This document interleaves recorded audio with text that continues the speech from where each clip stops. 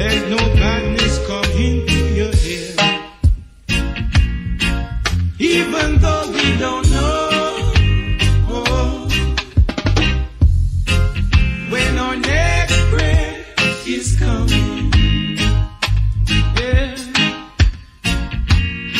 Step by step we will go, oh, knowing Jah before I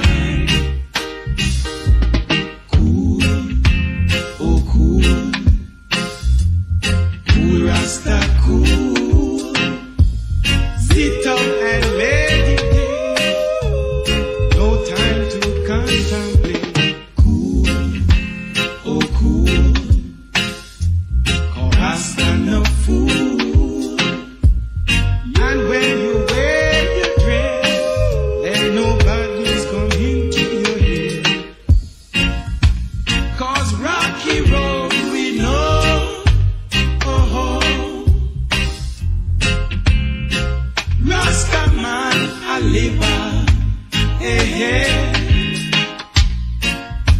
So step by step we'll go.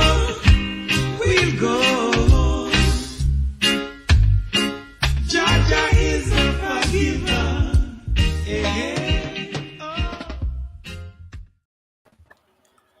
Well, good evening, everyone. Hopefully everybody's having a great time. I feel stoned now after listening. Yeah, I was just looking around for a sleep, man. Yeah. Some irie vibrations going on there, man. Yeah. I try not to be too predictable. I mean, I love the old classics, but we are joined by a great cast, and I apparently sent the wrong link to Grod 2, so he'll be with us as soon as he sees my latest. And we are joined by August. Hello, August. And Michael Taylor. Lead Paint. He's got a rock. Fireball. And hello, Maranya. Hello, Michael Dodd. Sorry, Michael, we were really full, and Grot 2 will be here shortly. Yes, Fireball, we are full tonight. Aloha. All right. Well, and I'm always glad to see Metarog here because Metarog is a little like me. He likes the obscure things. So I wanted to show something very obscure. It's called organic gardening. What? Wow. It truly is organic gardening. But for their April Fool issue, April of '93, they did a tribute to Fantastic Four #1 by Kirby.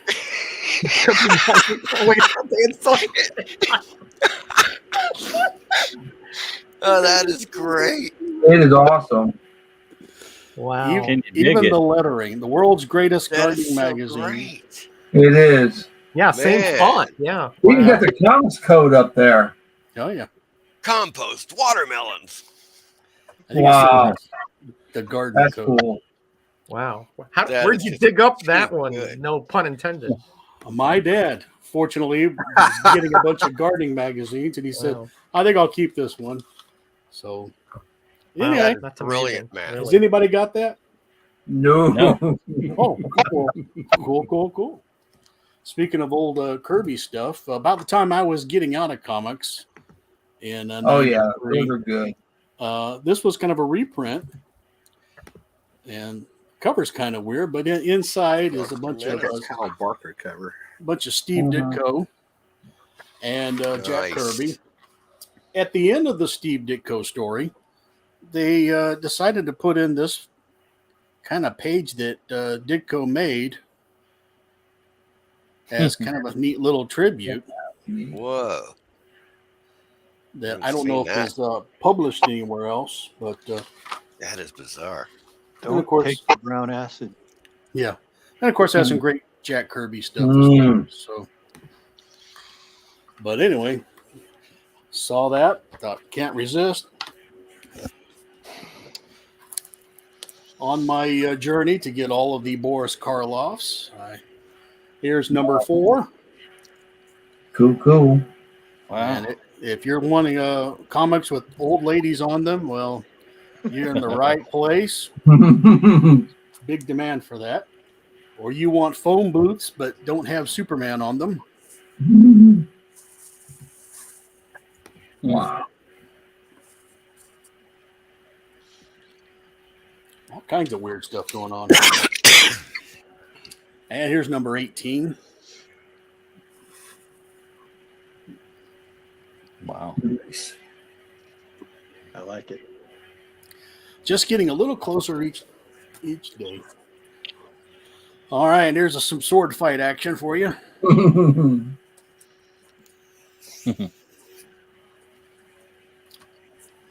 Some Superboy. Welcome to Smallville.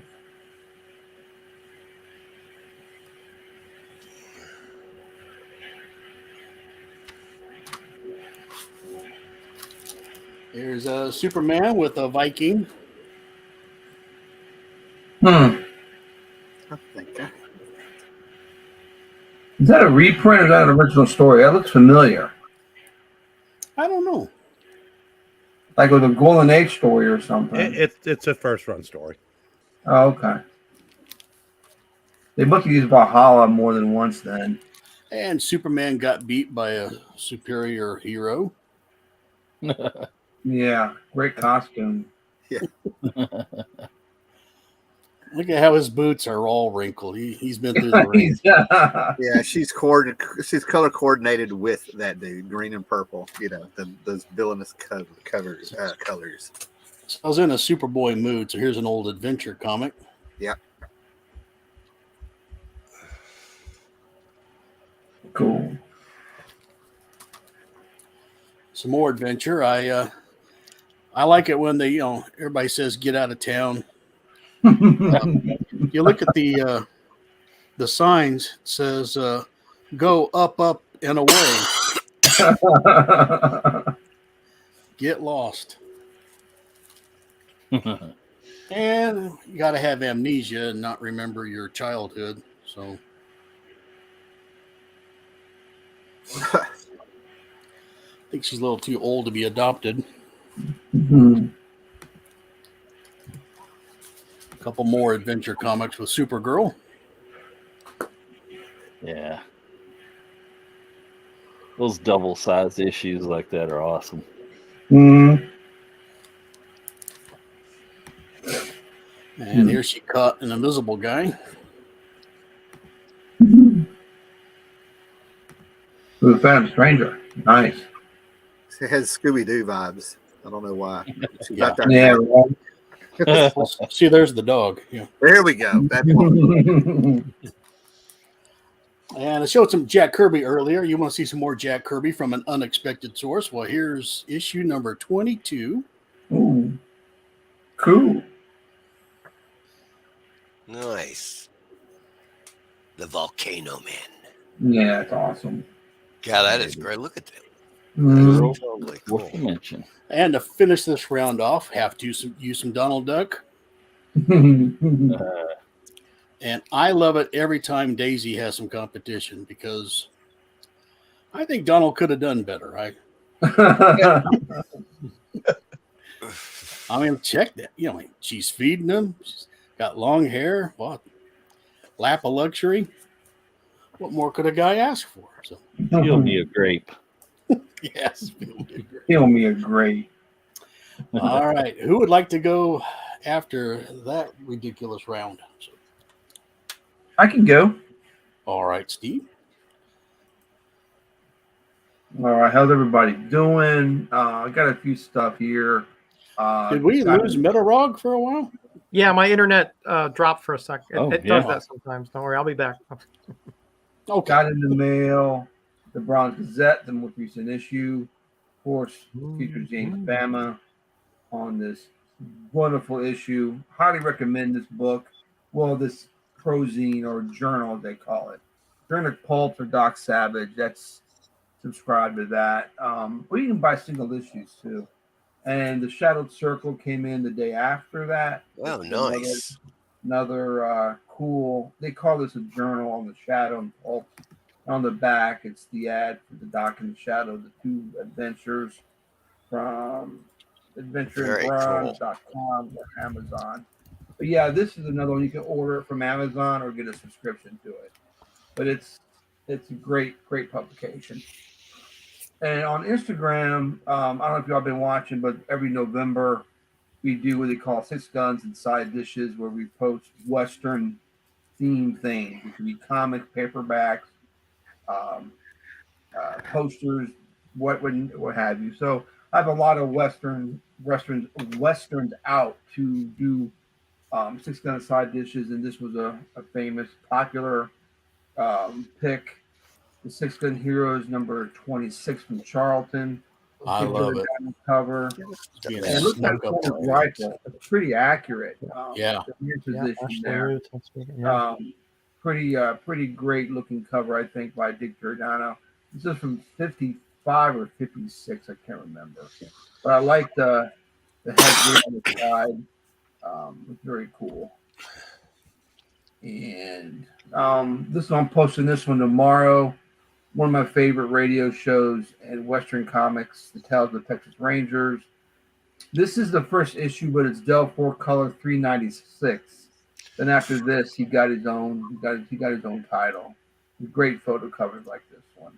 This is a pretty decent copy.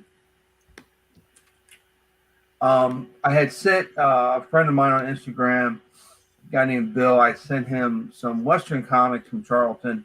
He sent me a bunch of Hot Rod comics. So I'm going to show some of those that he sent to me, which I was very happy to get, because you go to Comic Cons, dealers don't think these are going to sell. So of course, dealers are not going to bring what they feel they can't sell. Right. It's the Dragon Wheels number 35. Which is pretty cool. Pretty cool looking book. Jack Keller.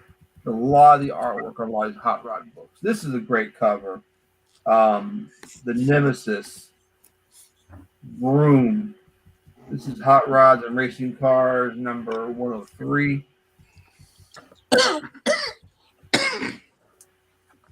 Yeah, those are hard to find. I know because I'm trying. Yeah, you're absolutely right. I mean, the dealers won't bring them. And nobody carries them. Nobody has them. Yeah, unless you specifically ask for them, and they'll bring in their stack. Every time I ask the dealer, "Oh yeah, I got them back at the house, or I got them at the shop, and I just didn't bring them," This is number 32, Dragon Wheels. I like your impersonation of a dealer. That is spot on. For those who haven't been before, that's exactly what. This is a pretty cool looking cover. I don't think this is Jack Keller though. This is Drag Strips and Hot Rodders number 5. Nice. He sent me a variance of the Charlton Hot Rod mags. Hot Rods and Racing Cars. What number is this one? I believe it's a 10. It's a 10 center. I don't know what number it is. I haven't read it. Number 44. I love the TWA Disney thing. That's just fits perfectly on this cover. Disneyland, yeah. Right. Yeah, just Yeah, Charlton had the market on that. Racing cars. We did. Yeah. This is another Jack Keller cover, number 13, Drag Strips and Hot Rodders. Wonderful Charlton. This is a great cover too. Grand Prix, number 30. I haven't researched to see how many different Hot Rod magazines that they had and what numbers they went to. But I'm sure this didn't go through more past 30 until it switched to something else or vice versa. Hot Rods and Racing Cars featuring Clint Curtis and the Road Knights. Gotta watch out for Clint Curtis, number 75. Very cool. Hot Rods and Racing Cars 100. No anniversary issue for this one. Just a straight 100 and get a guy on that motor. Look at that hog on that little hog right there. What Could they make a more cool looking bike to be on than that thing? Good Lord.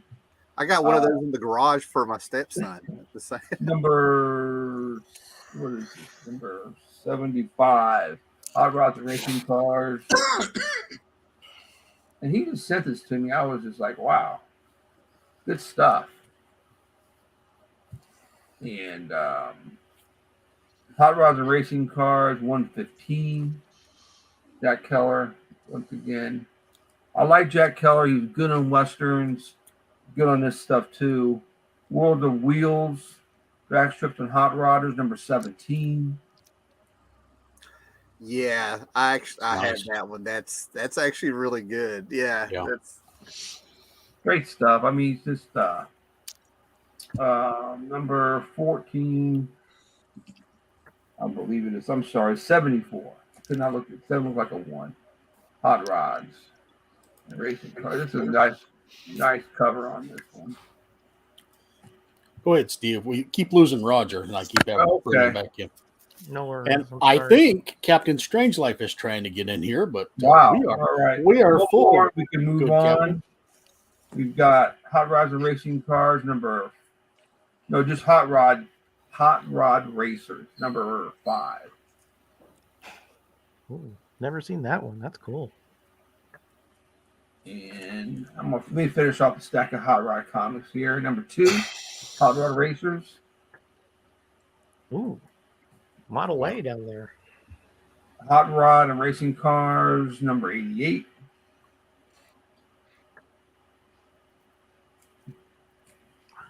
Two more, and then that's it for the Hot Rod mags. Hot Rod and Racing Cars, 92. Pretty cool cover. Firecracker 400. Well, airborne. Yeah, man. And this has got some shark action on Surfing Wheels, number 4. Oh. Ooh, We got some Nice. little bit of shark. $2. Great buy there, Steve. Yeah, it actually was sent to me by my bud. So it was Oh. okay. It was great, man. Got a good reads here. That's it for right Hey, now, guys. Thank Micah. you. Hey, Micah, if you want to get Captain in here, I can go. No, hold and on, then hold on. bow out. Mike, if you want. I'm gonna take that bullet because I'll just be in chat working on these books, and when the herd thins a little bit, I'll come back. Okay. I think it was Captain. I'm not sure. I've got my list of like 14 people I sent it to. So So yeah, I'm sure some space will clear out, and I'll just come back later on. during no the stream. problem. All right, see you No guys in a bit. In fact, we ought to. By the way, Roger, were you here when I showed that organic gardening? Yes, I was. Yeah. Okay. I have my phone, so I can see it anyway. But That is Okay. just a I don't know. It's Charleston insane. 66. Yeah, Charleston 66 has me wanting to get on eBay and find some surfing wheels now. Just saying. I love A, it. a couple of the stories from the Rick Roberts feature, the one that was drawn by Keller, they were published in Portugal in the Escaravelho Azul magazine Very back in the cool. late 60s. Yeah. Nice. Jack Keller was actually very good at drawing the cars. They were the designs were very close to the real thing. Oh, really? But, yeah, the thing, whoever colored it had no idea, because I remember there's a great cover with the Can-Am Championship, and the guy painted the chaparral red. All chaparrals were white, and they were not sold to privateer teams. All right. That's good though. He had it kind of close though. I thought he just did random car designs. I didn't know they were based off of actual cars. Like it, That's pretty cool. yeah, the Can-Ams were pretty easy to identify. The McLaren Batmobiles, the Chaparral, because the Chaparral, nothing looked like it at the time. It was the most aerodynamically advanced unlimited sports car of the time. Okay. Yeah, and the McLarens, they innovated with the use of rear wings. Then Porsche came on the scene with the turbocharging, and first McLaren arrived on the scene and destroyed everything that was made in America. Then Porsche arrived on the scene and destroyed McLaren. Then it was the 1973 oil crisis, and Can-Am died. Okay. Well, hello, Mastodon. And since Roger's having trouble with his internet, we ought to go to him before he Yeah. falls off the planet Yeah, again. I'll go and then I'll watch the rest of my phone because this thing I don't know. My wife is supposedly not on, but I'll see what's up. So I got a press from Night Tiger. You guys all know Night Tiger. So now I'm going through my collection and see which ones need a little assistance, shall we say. So I have this stack of ones that I'm going through that most of them need, some pressing. So it's the Fear magazine, the Fear comics when they started the new stories.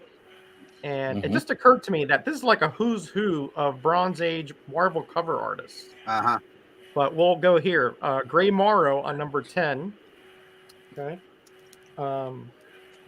Neil Adams. Oh yeah. On number 11. How many kids, we go in the backyard and of course we draw pentagrams. Oh Yeah. It's a sketch from DC back in the Marvel books. That was a common thing. It was that damn dark right. shadow. I mean, we did that all the time, right, guys? Yeah. All that rock and roll and dark shadows. So Yeah, sure. I believe this is a Rich Buckler. Look at that snake there. Yummy. And then over here, I think this is Alan Weiss. I think that's him. That looks like his art to me. That the face of that girl looks like it. Yeah. Okay, so again, we'll keep going here. I think this might be Romita. Not totally sure about this one. But look at that. Look at that.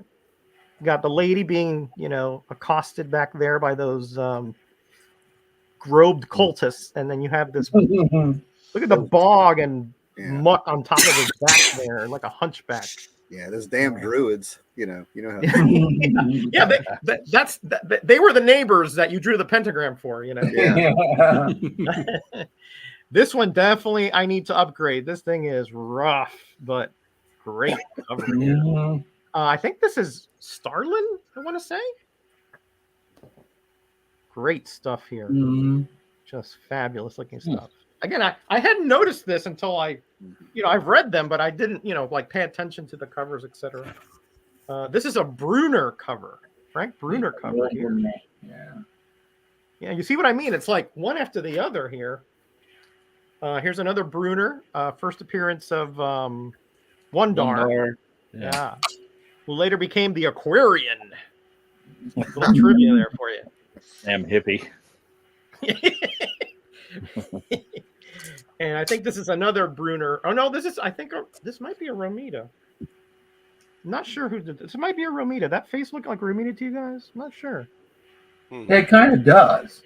Yeah, it kind of does, right? Yeah. My little kid, especially. You can't get on the table. Yeah, maybe, yeah. And then, of course, we have the first Howard the Aquarian here in 19. And this is a Gil Kane cover. Uh-oh. But not a lot of proboscis in this one, so no problems there. Then they went over to Morbius. He took over the title here with 20. And these are pretty high grade, which is rare for me because I'm sure I pulled these out of the 50-cent bin. But nobody wanted these in the 80s for some reason. I don't know why. That's Jambo's like salivating over there. I know.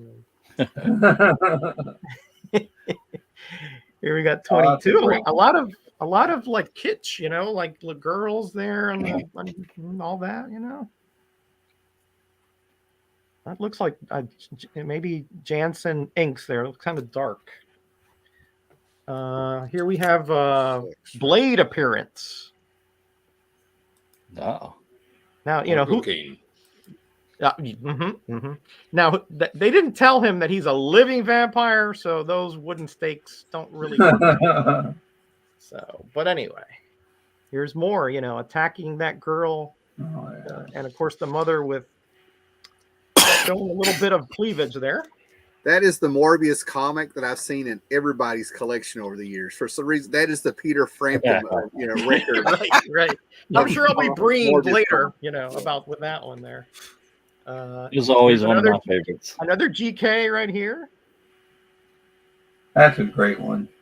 Oh, Those lightning eyes. And here we have Simon Stroud.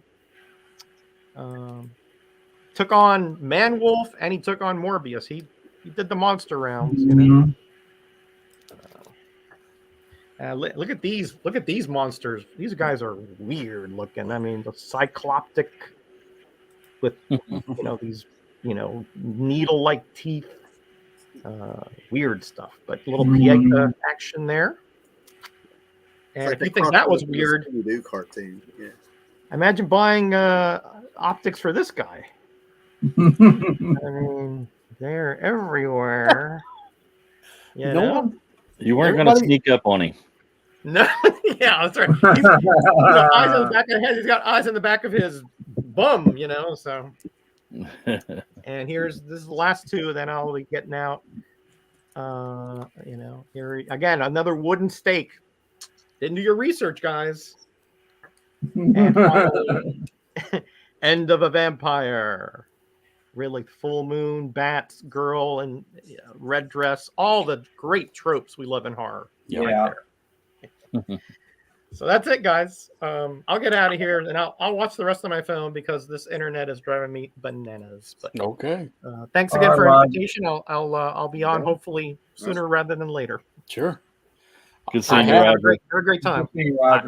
I haven't heard from Captain. I assume it was the good Captain trying to get in, but Eric, you're welcome to come back, man. Plenty of room. So, and the alarm's not going off because everybody's remaining very calm. It's just Gil Kane. Nothing to get too excited. I think Caller's going to try to take over the world. He's got his cat in his lap. Yes. $1 billion. You're encouraging her. You're encouraging. Hello, you care if I go so I can try to stick around for 2 rounds at least? Surely. Here we go. Is everybody okay? Thank you. All right. Yeah. So the last time I was on, I said there was a missing stack of comics, and I found it like 2 days ago. So this was meant to be, but it's been so long that I can't remember where I got all these. But I think they came to 79 cents a piece, right? Some of them are a little bit beat up, but I don't know if you guys like Johnny Quest, but I have all the I already have all the Comico issues and the specials and stuff that came out of the series and stuff, but I'll pick these up when they're that cheap. And this is the first year they had like Sienkiewicz come on for a cover, Doug Wadley did a cover, Steve Rude, Dave Stevens, and this one is Wendy Penny with Steve Rude doing it. If you know Elf Quest, number 2 there. And then we got some Charlton stuff here. A little nice. Yeah. Very good. A little bit beat up, but they're fantastic. A little beautiful man. Haunted Library. This is the one. Nice. It's the Charlton horror series that I just absolutely love. I like how they kind of played off of Cain and Abel with the look of Baron Werewolf a little bit there. Oh yeah, right. Yeah. Flintstones. Oh sweet. Hey, there we go. Love this. Yeah. So into this. Another Blondie. My Blondie collection seems to be growing, and I'm not even trying. That's always nice. Yeah, some more Flintstones and Pebbles. Cool. Wow. Yeah, and I don't know about you guys, but Fruity Pebbles was my cereal of choice. Was the Flintstone vitamins. And just to let you know, when they had the Flintstone vitamins in the late 70s with extra iron, I would get up and I would eat handfuls of them. And one morning, my mother got up as I was watching my cartoons and freaked out. It took me to the emergency room, and I didn't understand why.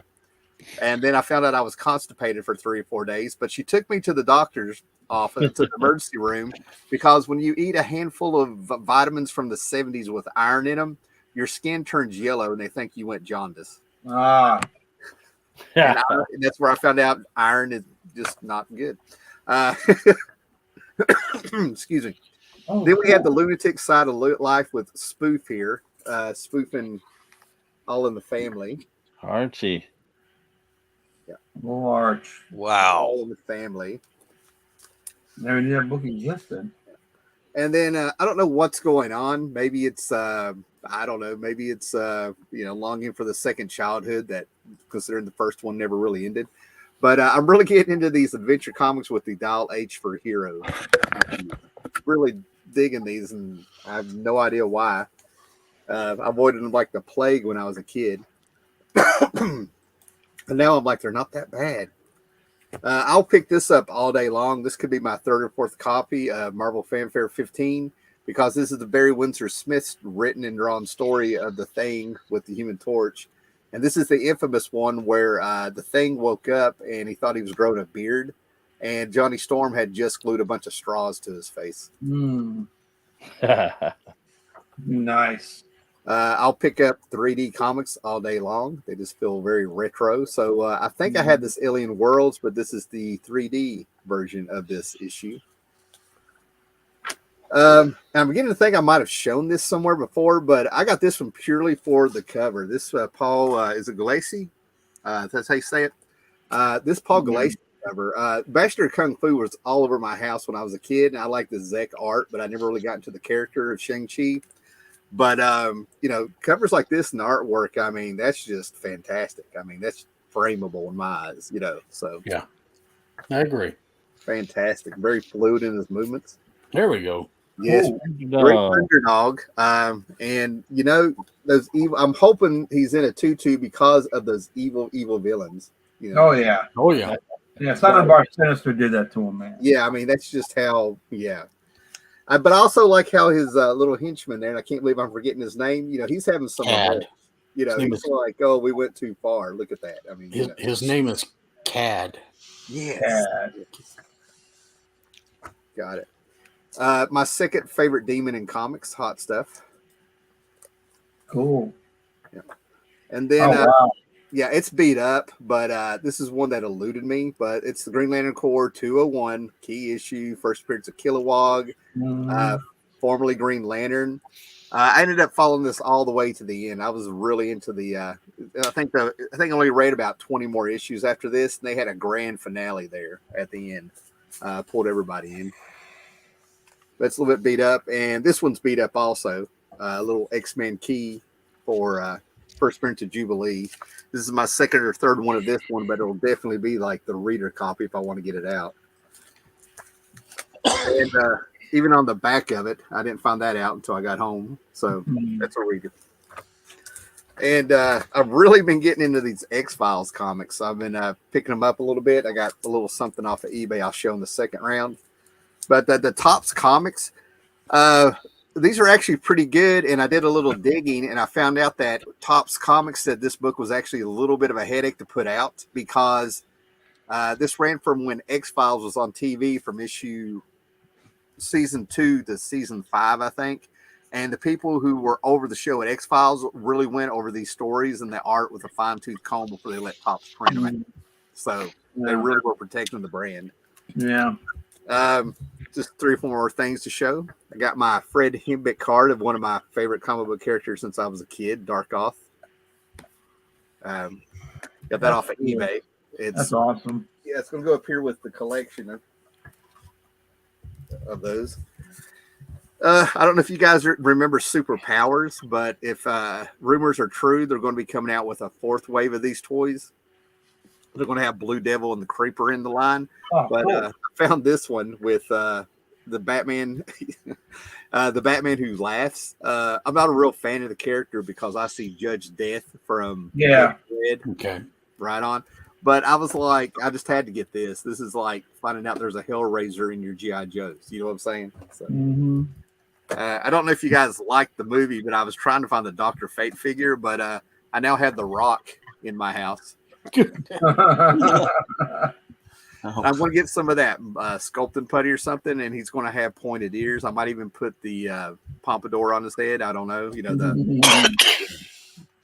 going to adjust that.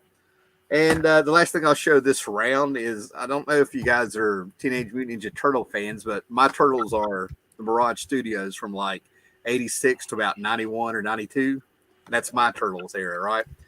So when they had the cartoon come on in the 80s, it was so bizarre to me and surreal to see them on a cartoon. and they turned it up. You guys saw the cartoon. It was for kids, but it was still fun. Well, Fox at the turn of the millennium, Fox came out with a cartoon that was a little bit more darker. So this is volume 2 of season 1 of that Fox show. And the reason I got this is I think it was a Donatello micro series, which was basically a one shot, and it was Donatello meeting Jack Kirby. It was a tribute to Jack Kirby.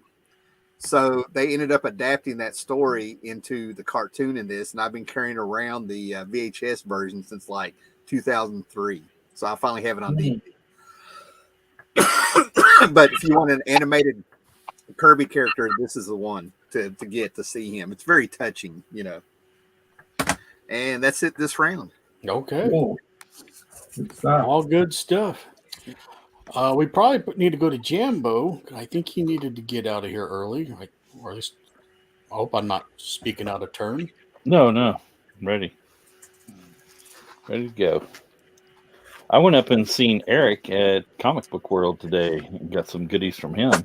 Cool. Still picking through the magazine collection he had out there. So Nice. So was he surrounded by Gil Kane? there was some Gil Kane around. Yes. Yeah.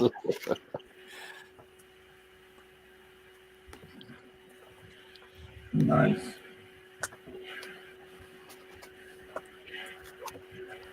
Number 55. It's Earl Norham cover again. And this was $3, so I grabbed it.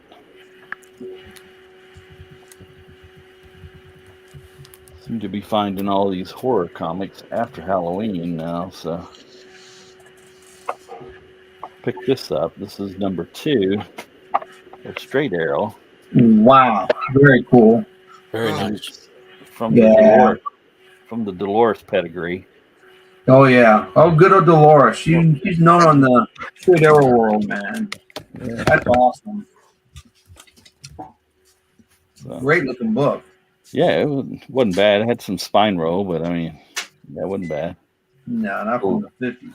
$11. So yeah, I couldn't beat that. Oh my goodness. Yeah, I picked that one up this week. Number 91. I like that Sheena there. That's pretty cool. Yeah, very nice. Mm-hmm. I think that's a Baker, I believe. And Eric found this for me. He priced it just recently and had it in a box behind the counter. So Cool. snagged that. It's number 158. It's getting towards the end of the run. And that one had a great Sheena story in it too. So glad to get that one. Can't go wrong with the Fiction House Jungle stuff. That's probably it, Micah, tonight. So yeah, I'll tap out early and I'll watch you guys on the big screen in the other room on the TV and stuff. So I'll catch up with you next week. And All right, Jambo. take care of yourselves. You All take right. care, buddy. Hey, Jimbo.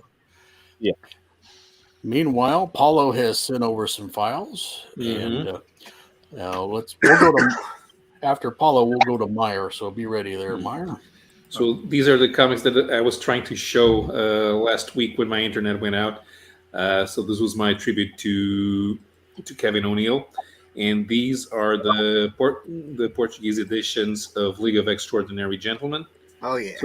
So the first two miniseries were published in 2 volumes of 3 issues each. So this is volume 1, part 1.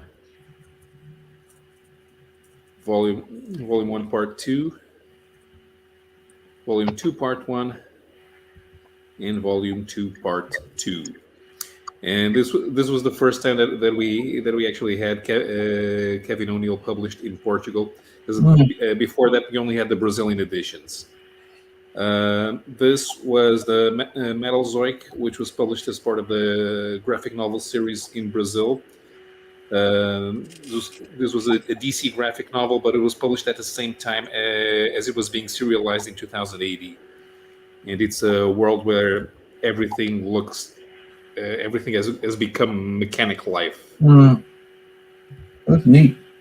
Yeah, they kind of look like Bill Sienkiewicz's Warlock from the New Mutants. This was the Brazilian martial law. Yeah, right there. That's the stuff right there. I'm telling you. Yeah. So they had two ways of identifying these comics. So there's this red circle next to the martial law logo saying hot comics, which indicated this was for mature readers. And anything that they put out in US sized here in the lower right corner, Deluxe miniseries. Issue number 2. Issue number 3, 4, 5, and 6. And finally, Martial Law Takes Manhattan. Wow. This one actually had better paper than the other ones, but it was a bit thicker as well. Now here's something interesting. Just like Watchmen, Martial Law had original covers made by Kevin O'Neill for the French market, and this was the first one. The second one, and the third one. So if you're a Kevin O'Neill completist, you need these 3 covers because they do not appear anywhere in English. Wow. Okay, here's another French edition, Cinema Purgatory, which is something that I'm not really sure what this was. This was done with Alan Moore, but I don't know exactly when it was published. This is actually fairly recent because it's got the Panini logo.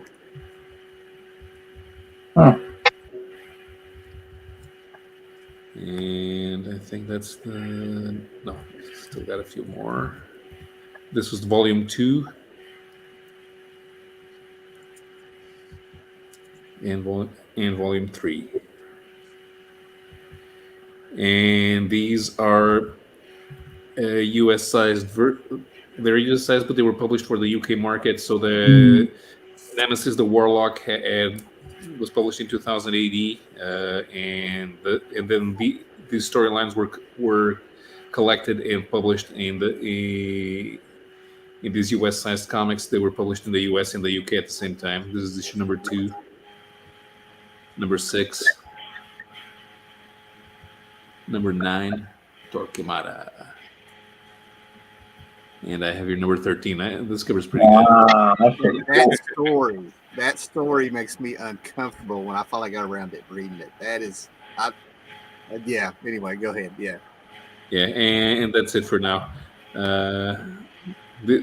This was the thing that I was trying to show last week when my internet kept going down, because I managed to put all the Pacheco art, but not the Kevin O'Neill. So this is half of my martial law Kevin O'Neill's shelf. I have a whole shelf dedicated to it. But what I wanted to show was I got like 7 or 8 issues of Martial Law Takes Manhattan. Wow. I love the story. So yeah, a lot of good stuff there. But I was really impressed that Marvel let them publish that story, because it really takes the piss out of the Marvel characters. Yeah. Say. Yeah. So good for them when they can laugh at themselves. But yeah, fantastic stuff, Pal Paulo. I love that. We're going to go to Meyer and then Grout 2. So hello, Meyer. Hey, what's going on? Greetings, you guys. Hey, let's see. I got something in the mail today. We'll start with that. I hope everybody's doing good. Good to see everyone. Got this package today from Horror Mike. Ah, there it is. Man, cool. So this is a really cool book. This Harvey Horror's Witches' Tales. This is really nice. This is the first one of these to be added to my collection. And what I like is it has ads in it. Yeah. And the covers are slick cover stock, which I really like, right? It's got a nice feel. Very nice. So yeah, I was on the Horror Mike channel a couple of weeks ago, or maybe a week ago for maybe it was it Halloween month? The Halloween Spooktacular. So I was on Horror Mike's Halloween Spooktacular, and there was a costume contest, and I was lucky enough to win, and so I got this package, and Witch's Tales book, and then I got Horror Mike's DVD, Witch's Tales, or Witch Tales. I'm sorry, Witch Tales, which is available on eBay still. Is it still available on eBay, Mike? Yes, indeed. Thank you, sir, for the plug. So I'm going to give this a watch. It's 78 minutes in length. Came out in 2020, and it is directed by our very own Horror Mike. Oh, cool. And they're all based upon pre-code stories, comic book stories. Can't wait. I'm going to watch it, and I'll let you guys know how it went. I picked this book up at Goodwill a while back, and it's the John Stanley's Creature Features movie guide. Wow. Again, I found this for only a couple bucks, and it's a really great book. It's got like synopsis and information on just about every horror movie ever made.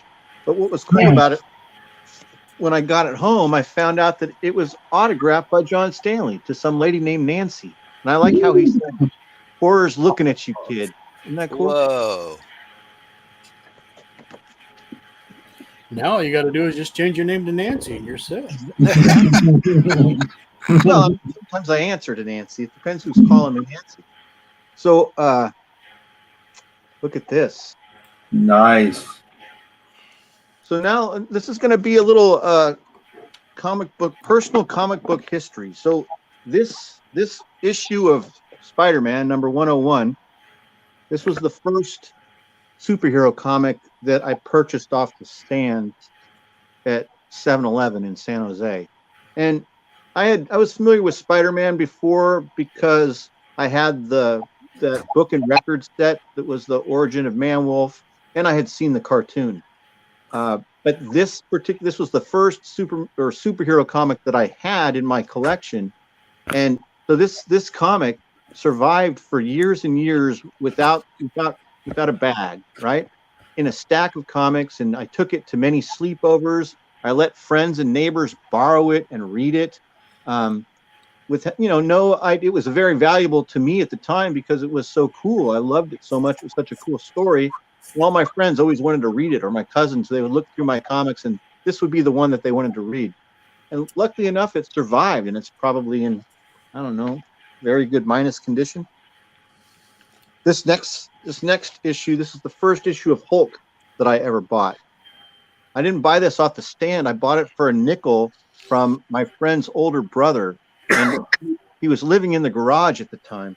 So my buddy, his older brother, had just got back from Vietnam, and they had him living in the garage, you guys. So it was a 2-car garage, and half the garage, it was bisected. Half the garage was bisected by this hanging green army blanket, and on the other side they had this kid that just came back from the Nam, like sleeping for some reason. I don't know what the situation was.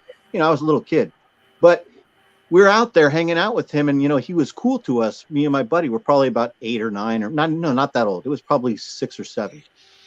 So we're hanging out with him, and he had stuff there. And I remember he sold this to me. First of all, I was looking at this comic, and the cover was so cool, right? And it looked so amazing. I didn't know who the Hulk was yet at this time. And so I asked him if he would sell it to me. And he said, "Yeah, sure. What do you got?" And I had 1 nickel. So I gave him a nickel for this.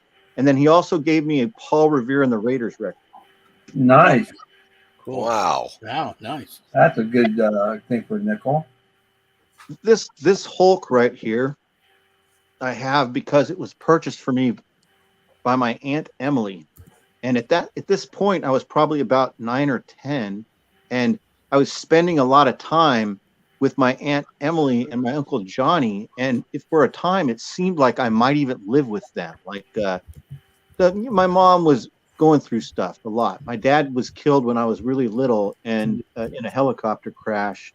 And she was kind of all over the place. She had a hard time. So I spent a lot of time with relatives. And my Aunt Emily bought me this comic at the Quick Stop. And I remember this particular Quick Stop was managed by my cousin Manuel. And so I remember this evening we went there to maybe pick up ice cream, and my aunt was talking to Manuel and buying ice cream, and there was a rack of comics. So I went and looked through those, and I picked this one out and took it up to the counter, and I asked her if she would buy it for me, and she bought it for me. Nice. And this one is my first like real collector comic that I ever bought. And well, I didn't buy it. My mother bought it for me. And it was $13, and it was at the first comic shop that I went to. It was the first time we lived in a city that had a comic shop.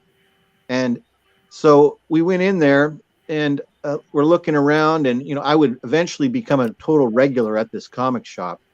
But we went in there and looking around, and this was on the wall, and it was $13, which was a lot of money at the time. But I was able to convince my mom that this was an investment and that this was a legitimate hobby, just like my brother collecting stamps and making a train board or whatever. This was a real hobby that maybe was even more valuable than stamps. She could tell that I was excited about it and interested in it. So she bought this comic for me that day from the comic shop for $13, a lot of money. And she also bought me the same day this price guide with all this Bill Ward stuff and all these hot chicks. And she didn't even blink twice. And this came from this. So this came from the comic shop guy talking to my mom and almost helping me to convince her to buy it. And then from that, she discovered that there was a price guide for these things. And so now she's like, this is a legitimate hobby and there is money here. And so she bought this for me the same day. And then there's another funny part of the story that happened the same day. So you got to understand that my childhood, I've described it to my kids before as being somewhat Cartman-like.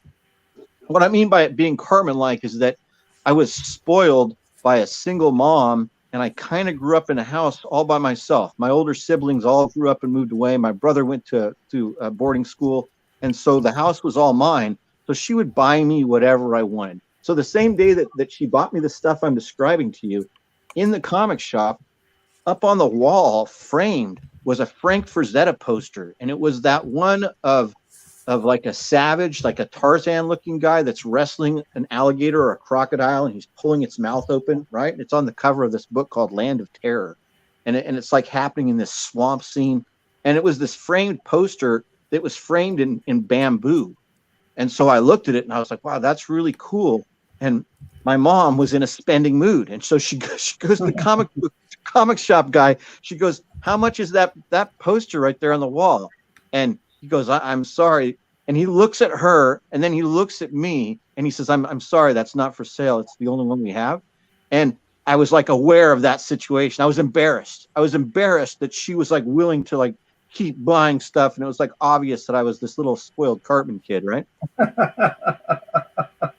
Yeah, because I wanted to be hard, right? I never wanted to be, spoiled.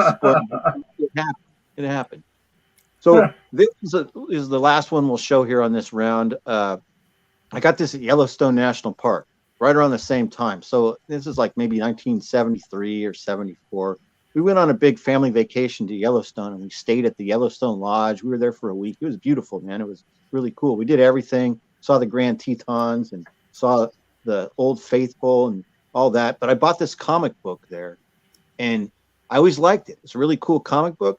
And I remember I was very excited that when I got home, it was in the price guide. So that's it. Thanks, guys. That's cool. Very cool. Yeah, that's awesome. And there's your price guide. It's a fantastic cover, sir. Yes. Yes. All right. You guys make this channel so awesome. I appreciate you all. So let's go to Gratu. And Gratu, sorry if I sent you the wrong link. I sent about 14 of them out this morning. So. That's right. I was in last week's episode, and I was the only one there. Oh, okay. And then he sent me another one, and then I blew it up to make it where I can see it, and then it just disappeared. I guess it was deleted from my email. So anyway, I finally got in. But anyway, yeah. What is Nemesis? I've seen it for years. It's really good, is what I'm hearing now. Yeah, it's one of the best things ever to come out from 2008. Yeah, it's fantastic, and it's involving. I don't know. It's really good. It's really good. Okay, I mean I was aware of it, but I read Judge Dredd and stuff, but I never read that. There we go. So, Dirty. it's a thing. I've had the cats in the basement and the dogs separated from them, and then today I decided the wall is coming down. Just like in Berlin, because I've seen a couple mice running around. So I figured I'll let the cats have full reign, and then everybody seemed to get along okay. So I've just left the door open. So that's what I've been doing today. It didn't work today, but what else have I been doing? I missed last week, and I apologize for that. My wife wasn't feeling good, and then we watched. It's been weeks since this show came on, and it was one of my favorite comics when I was a kid, and I said I gotta watch this, even though it doesn't look like the comic in the trailer. So I watched my wife, Werewolf by Night. And she really liked it and was wanting to say, well, let's put on the next episode. And I said, no, it's just this. I guess it's like a pilot. It's a special. Yeah, it was a labor of love by the director. He snuck in there. It was fantastic. I called it the Mike Plug special because it had a bunch of Plug characters in it. It was fantastic. I liked it. I dug it. Yeah, I mean, the lead was charismatic enough, I guess, and it's the first Disney. It's the first Disney Plus Marvel show or special that I liked. So yeah. Yeah, I mean, it was. I think they took the violence a little too far, and the decadence. It felt real unseemly, kind of like, I don't know, a little bit like Rocky Horror Picture Show. Like everybody's like some weird perversity. All the monster hunters. That's why I dug it. Well.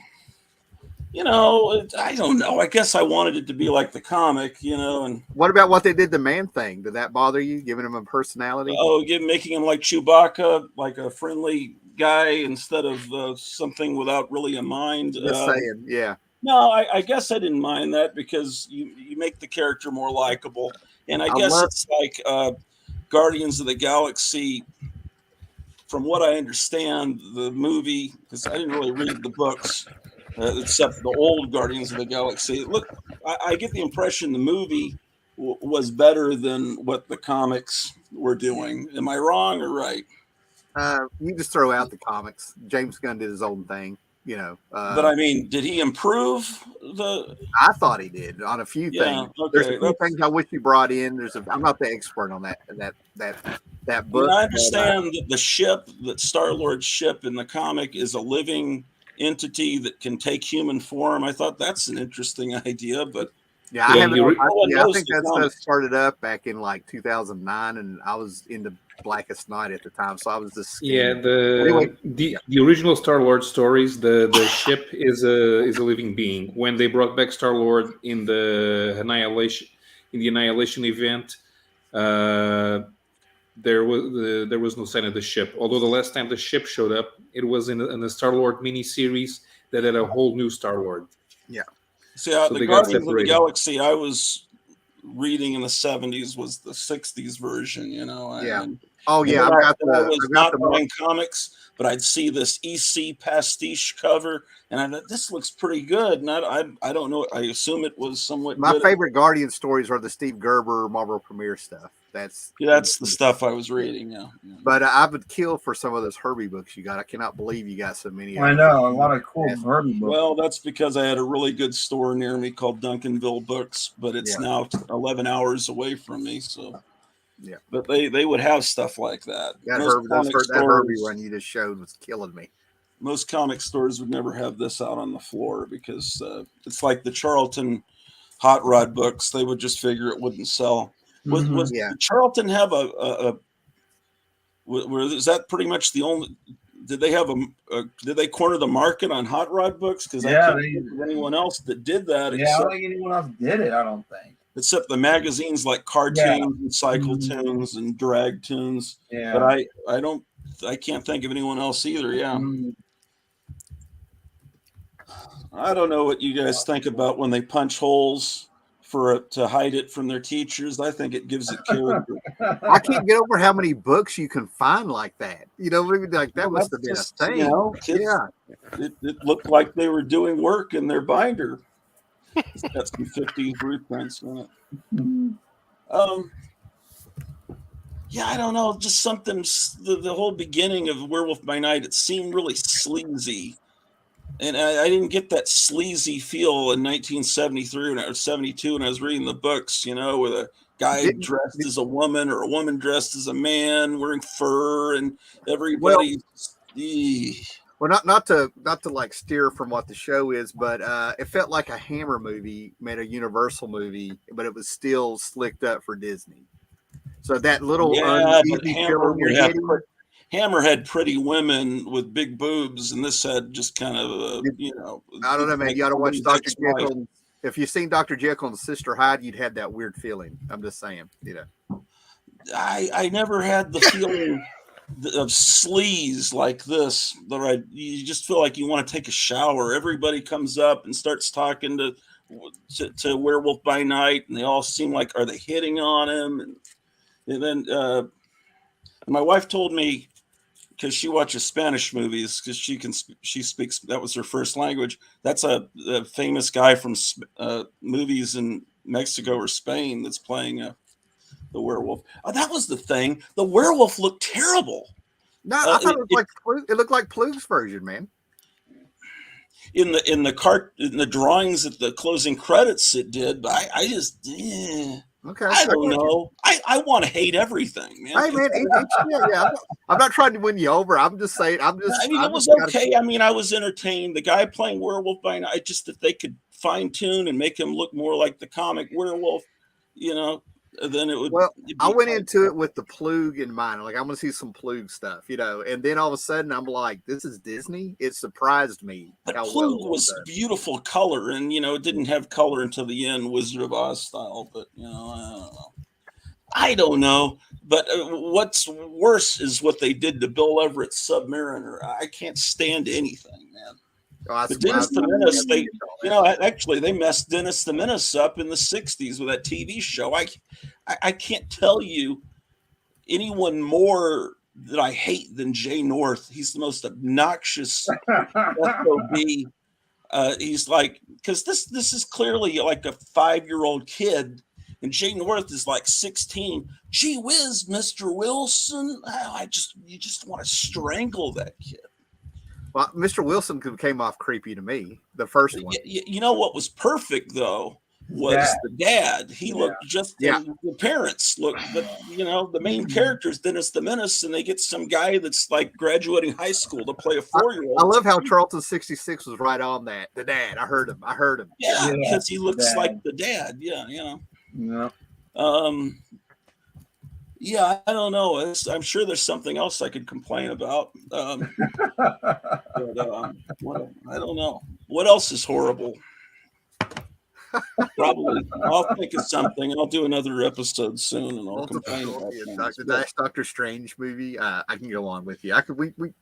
We'll get you on my channel. We'll have a bitch session, okay? So we'll do it. Well, there was one good scene, and when Doctor Strange was on that balcony at the wedding scene, and there's some giant monster attacking, and his cloak comes, and that one scene was cool. It was like Christopher Reeve changing into Superman scene, and then the whole rest of the movie was a mess.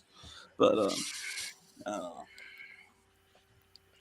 I'm going to stop right there. I'm ready to go off on what they did to Black Bolt. I'll never forgive him. So anyway. Well, Gratu, you guys had a great conversation, but the books you were showing were dynamite. Yeah, they were all key issues. So but sadly, they didn't get any real good commentary. But I'm sorry, that was probably my fault. I was feeding them. No. Because I don't have any childhood connection with those comics because I didn't know they existed, and I wasn't buying them when I was a kid. And preferably, I like to do it like Meyer did it and show books that are from my childhood and say, this is where I bought it. This is the circumstance. But those books didn't have any, I love them, but they don't have any connection with interesting connection with my life. So therefore, I'll just talk about what's been going on in my life. And it's weird how my wife will like these movies and TV shows, and I'll say, but no, it could be. It's like The Shining. Everyone loved it that hadn't read the book, and the people that had read the book said, no, that's shit. And then everyone that had not read the book said, no, it's wonderful. What are you talking about? No, because it could have been like this if they had put that in that was in the book. And so, she can watch this Thor Love and Thunder and like it, and I'll say, no, it's terrible. You don't understand what they're doing. But she doesn't. She's never read a Thor comic. And that's why these people that had never read Fantastic Four liked that movie that came out with Chris Evans 10, 15 years ago, because there was a little sliver of the original in it enough that they liked it. But anyone that had ever read a Jack Kirby mid-60s Fantastic Four book said, no, that's an abomination. Yeah. The Corman version is way better. It was. It actually was. And that's saying something right there. God. Well, it got the look of things kind of okay, but the Human Torch appears for 15 seconds. Yeah. And now, not to switch gears, but the Herbie books you have, I would have loved to have met the guy who wrote those, because the thing that I like about Herbie is the stories are not cliche, first of all, and you really don't know where they're going. You actually read it and it's a page turner because you don't know where he's going. It's almost like a stream of consciousness with some of the stories. Oh yeah. It's amazing. The Charlton Companion book is out. Gotham City Comics in Arizona is saving a copy. I'm gonna, I guess, pay him Friday when I get paid. Do you have it already, Charlton 66? No. In fact, I had mine on order since July, and I haven't heard anything yet or got a copy at all. I think it's hitting stores this week, so you may want to talk to whoever is. Okay. Is it a local store? I'm disappointed. I'm waiting for mine. I can't wait to get this book. I've been on literally. They should have it, because he was showing me a picture of it like Monday or Tuesday. I guess the stores get their books early. Okay. He was showing me a picture on Instagram, so they should have it. Cool. Yeah, call him. Good news. I saw your video, and when you mentioned that, I was pretty excited. I forget. I forget people. Yeah, you mentioned on your video. I was pretty excited about it. I was like, great. And then I looked on my order list, and I still haven't got an email yet. So it's pretty expensive. It's like they're charging a hardcover price for a softcover book. It's almost $50. Gotham City Comics is nice. They give me a discount, but I'm dying to get that book. I've been waiting. Of course. I mean, that's your whole identity. Yeah. When I first heard of you, I thought you were the guy, because I've seen this for years. Seems like back to MySpace. Someone was doing a Charlton documentary and had a trailer for it. Mm-hmm. And I thought, this must be the guy doing that. No, I wish. No, I don't. Who is that guy? And when is that? Is that just an aborted thing? Yeah, there's still talk of it. I don't know what they're doing with it, but there's still whispers of it. So I don't know what's going on. Somebody's got a bunch of footage shot and interviews somewhere out there. They need to hit the what's that thing called where you fund the GoFundMe, or what's the other one called? Not GoFundMe, the one with creators do things. Get money. I think I know what you're talking about. Patreon. They need to get a Patreon thing going and get this thing going again. Kickstarter. Kickstarter. Yeah, Kickstarter. They need to do something like that to really get it going. Yeah. Yeah. That's why I always piss people off reviewing shows and stuff, because I'll gain 2 or 3 subscribers, and then I'll say something, and then I'll lose the 3 subscribers. Well, you don't need those. If that rubs you the wrong way, you don't need them. I mean, really. I like when people get past. Yeah, what Steve's saying. I like when people get passive aggressive, and they're like, so many people are saying modern comics are not good, and I'm just sitting here like, I know who you're talking to. Someone was yelling at me in a comment on a video from a year ago. Please do not talk about politics when you're showing this great art and stories. My friend was showing covers of pulps, and I was going in real close to almost to the pixels on these weird tales from the 30s. And this guy was, I don't know what I said a year ago, but obviously and then he put another comment. It's not Biden, it's Trump. Duh. I like when they'll comment on a video you made like 6 or 7 years ago, and they think you still remember what you Yeah, said. exactly. They don't give you I a say the timestamp. same- They don't give you anyway. It's a whole thing. I say the Yeah. same stuff every episode. Oh, what's worse, Howler, is if you comment on someone's video years ago and then they reply to your comment, all of a sudden I get this notification telling me someone's disagreeing with me, and I'm thinking, where did I say that? Yeah. And I have to go be a detective and figure out where this link came from. And then I'm like, okay, I'm at a loss, but someone is arguing with me, but the timestamps are all. I got it on my Instagram, but I'd probably have to dig through it because I took a screenshot and I put it on Facebook. I was actually proud of this. I don't remember what they were saying, but I said something about some show being bad. And the guy said something like, it's 2019. How do you just now figuring this out? And I replied to him, this video was shot in 2014. Yeah. All right. Well, let's go to horror, Mike. And then I think we're going to get Eric back eventually one of these days. Groovy. Hey, guys. Yeah, I just want to say real quick, there is a channel on YouTube called Cult Cinema Classics, and they just uploaded The Imaginary Worlds of Winsor McCay. Now, you guys may be familiar with Winsor McCay, great artist, great animator. And he did a ton of stuff between 1911 and 1921. So this is a compilation of his animated works, and it's on Cult Cinema Classics. Okay. If you are interested, and I wanted to respond. Michael Dodd said earlier, I have that Corman Fantastic Four on DVD. It's actually not as bad as everybody says. Yeah, it's one of those things. Of course, it was made for $1 million. It was never meant. The whole thing about it is it was some kind of a tax scam. It was of course, it was never officially released. And on Tubi, there is an incredible documentary on the story behind that film. It's just an amazing documentary. It gets into it. The whole making of the film, and then what happened after the film was finished, and it's on Tubi. So if you guys are interested, it's free on Tubi. But tonight I'm going to switch gears a little, my friends, and we're going to take a look at a few action figures, a few maquettes, and a few special editions. Okay. And of course, as I think we all know, or should know, this year is the 40th anniversary of The Rocketeer, right?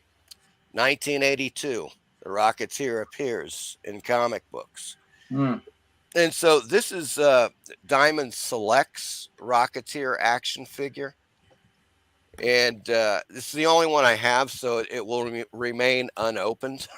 It's just one of those things I can't bring myself to open this thing. But it is really swell. It's a hell of an action figure. It kind of looks like that. Cool. And not very expensive either. I think I might have paid $30 with shipping on it, so it's a very reasonably priced. I believe it came out a couple of years ago, like maybe 2 years ago. Oh, but quite cool there. And staying on the subject of the Rocketeer, I recently bought several packs of the original cards that came out. Of course, the Topps cards, and I don't know if there are other covers for the packs, but those are the two I have. The Rocketeer. I've got a full set of those Rocketeer cards. I'll dig it out, and I usually keep at least one or two of the packs to put in with them, so I can remember what they are. I'll let you know. Seriously. Yeah, I just opened up a few of them. Did you chew the gum? And like they're pretty cool. You got your you know Rocketeer card there. The one that I really love though is this, and it's one thing about the film. I love the film. I think it's one of the best films. Let's put it this way: that post '90s, like like from '90 on. Mhm. I think it's one of the best Disney films ever made. Well, they didn't try to give it a Tim Burton influence like they did with The Shadow and about everything that came out after that. I think. I mean, it was really. I agree with you. It was Yeah, fantastic. it's a great It is. movie. It's just such a great film, and I love the Bulldog Cafe. Mhm. It's I just only such a in the Yeah, comic great. book, it's awesome, and in the film, they just did it. They hit it. They nailed it. You know. The Jennifer Connelly and whoever played the Rocketeer looked like the comics as much as you Yeah, could. Billy Campbell. Well, that was the thing, though. Yes, Jennifer Connelly, but of course, she plays a different character. In the movie, of course, they had to switch it. So she's this aspiring actress. Why And did they she's have not to? doing like sleazy photography. Yeah. So they dropped the Betty Page character. And it's one of those things where I was like, okay, all right, you did. I mean, Jennifer Connelly is great in the film. So she does such a great job that you There are kind of women like, out there like Bernie Dexter that look like Betty Page. That was my two quibbles with that movie. One is they didn't do the Betty Page character, and Yeah. two, that he never masters the rocket pack. It's like the greatest American hero. He's fumbling around. He can't do anything until I think the very last scene. And I like the hero to be in control and not a fumble butt. And they wanted to make him all a spaz. Adorable. well, in the comic book, he is a bumbler. They're absolutely in But the he was first able couple to of control the issues, suit. he is trying to figure it out. He can't. He's just like crashing everywhere. He doesn't know how to control it. I guess think that's kind of the charm of it, that he eventually gets to the point where even though he's not a master of the machine, that his heroic actions save the day. And he's kind of like us. He's that everyday guy that just he's able to, kind of pull his head out and save the day. I think that's kind of like what the Rocketeer was all about. He was like the average Joe, right? I think they kept the spirit of the comic, which is why everything that everybody's talking about was like forgivable. You're like, they did it. We got a Rocketeer movie, and they did it. The one sheet was beautiful. Framed that one sheet is gorgeous. It I is. have it. I've never framed it. My friend framed it in his office. It's like a masterpiece. And I may be wrong. Maybe he mastered the suit earlier in the movie, but I just remember in the theater thinking. Yeah, he's not really. Yeah, I don't know if he really, quote unquote, masters it. I mean, it's like this piece of high tech equipment, and he's trying to figure out. Of course, he's an aviator, so he does have an advantage in that respect. And of course, he's completely. He has absolutely no fear. This guy straps the thing on, and he's like flying in the air, and he's crashing into fields and lakes and stuff. And it's kind of, it's just it's one of those Disney films that, back in the day, they were doing some great stuff. And of course, that was I think Dragon Slayer was just a few years earlier, right? That was 80s. 82. I think 82. Okay, so that was like 10 years earlier. But if Dragon Slayer can show nudity and show a woman being eaten by dragons, as I recall, then why can't they have a Betty Page character? I don't know. That is the weirdest thing about it. It was kind of like, I was like, why did they do that? And of course, that they were just like, well, we got to bring the kids in. And if we have like this kind of sleazy, scene where she's like nude, like in the comic book, the great scene where they burst in, the thugs burst in, and she's naked on the bed, and he's taking the photos, and it's I wouldn't put that in the movie, but I'd still have Betty. But that was a classic scene. That was just Dragon Slayer came out in an era where you had Porky's, Animal House, and all these other things. The standard was a little bit, what was tasteful versus what was gratuitous. was different. It was a different era. Well, that Yeah, movie, not only Dragon that, but Slayer it was it I think Dragon was Slayer Disney- was great. Dragon Slayer was The something most else because distasteful thing about it was the hairstyle on the main actor was like the greatest American hero afro shizer. Talking about Pee Wee, wasn't that Pee Wee from Porky's? I haven't seen the movie in hey, forever. look, that I don't know. animation is some of the greatest stop motion Yeah. animation ever done in cinema. It was the technique of go motion, which they were going to use for Jurassic Park. As a matter of fact, they did go motion for Jurassic Park, but of course they ended up using the CGI. Have you on heard it. of this new stop motion animated movie that is done by Phil Tippett called Mad God? It's Yeah, like Mad God. That's just it's. I think it's a recent release, right? I mean, he's been working on it for there's years. a trailer, but I don't know how to see it. It looks Yeah, really I amazing. would love to see that. That was another. It just looks fantastic. Now, this is the Rocketeer fossil watch that came out, of course, in the early '90s. Nice case there, and there's the watch. I'm gonna try to kind of get in there so you guys can see it. Huh. This is now there were several of these designs. This is one where he's like flying, and there was one that was like a close up of the helmet and stuff like that.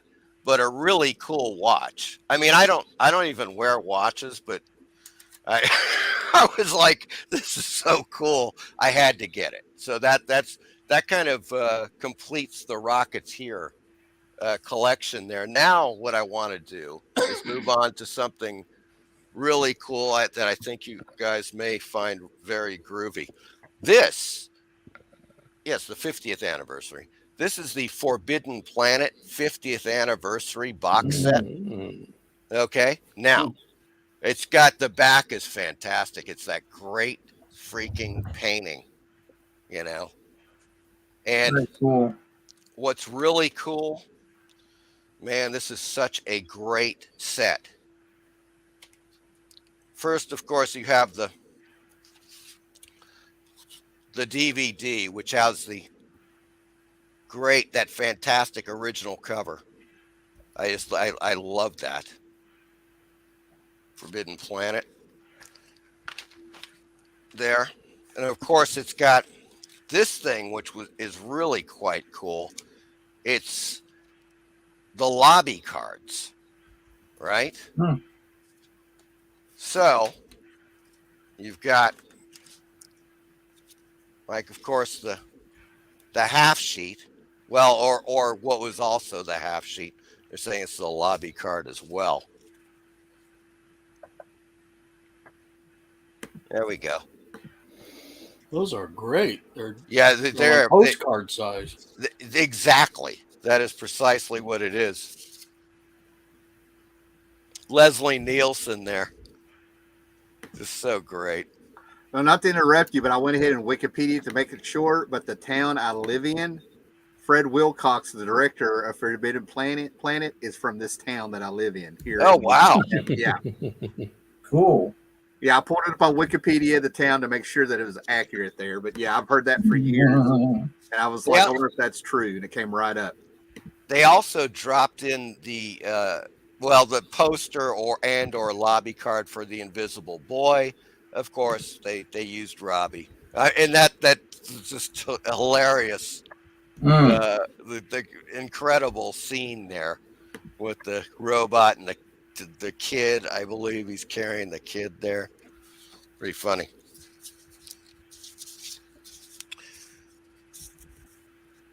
So there's a ton of these. They just have at least a dozen of these really cool miniaturized lobby cards. There's another one for the Invisible Boy right there.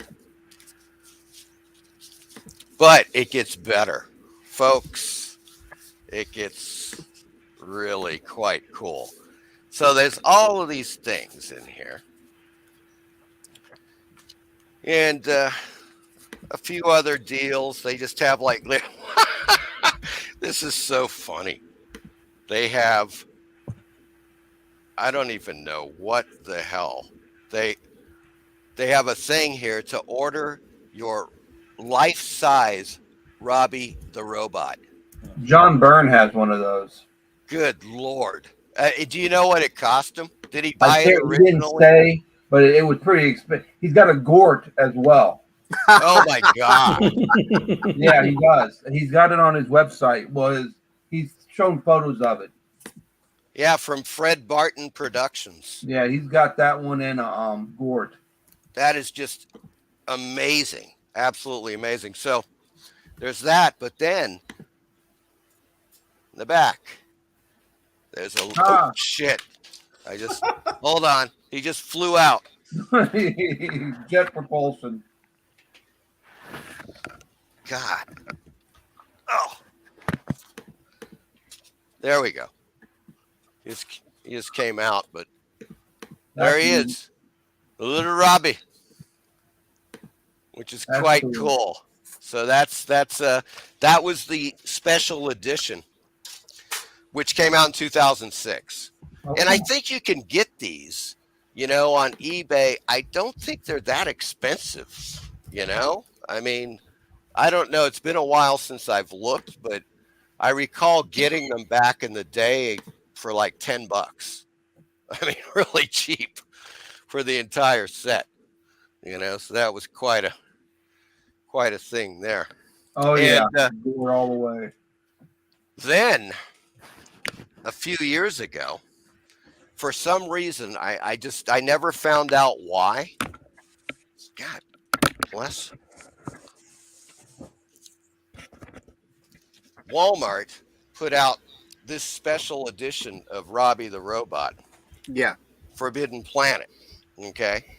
And it was only through Walmart. And so I have not taken them out. I was looking to get another one, and they sold out where I lived. So I was going to get one so I could take it out of the box, but I don't have the spine to take them out. I want to keep them in the thing, but still you can listen to them, folks. Yeah. If you did take him out, he also walks around. Yeah. He does walk around, yes.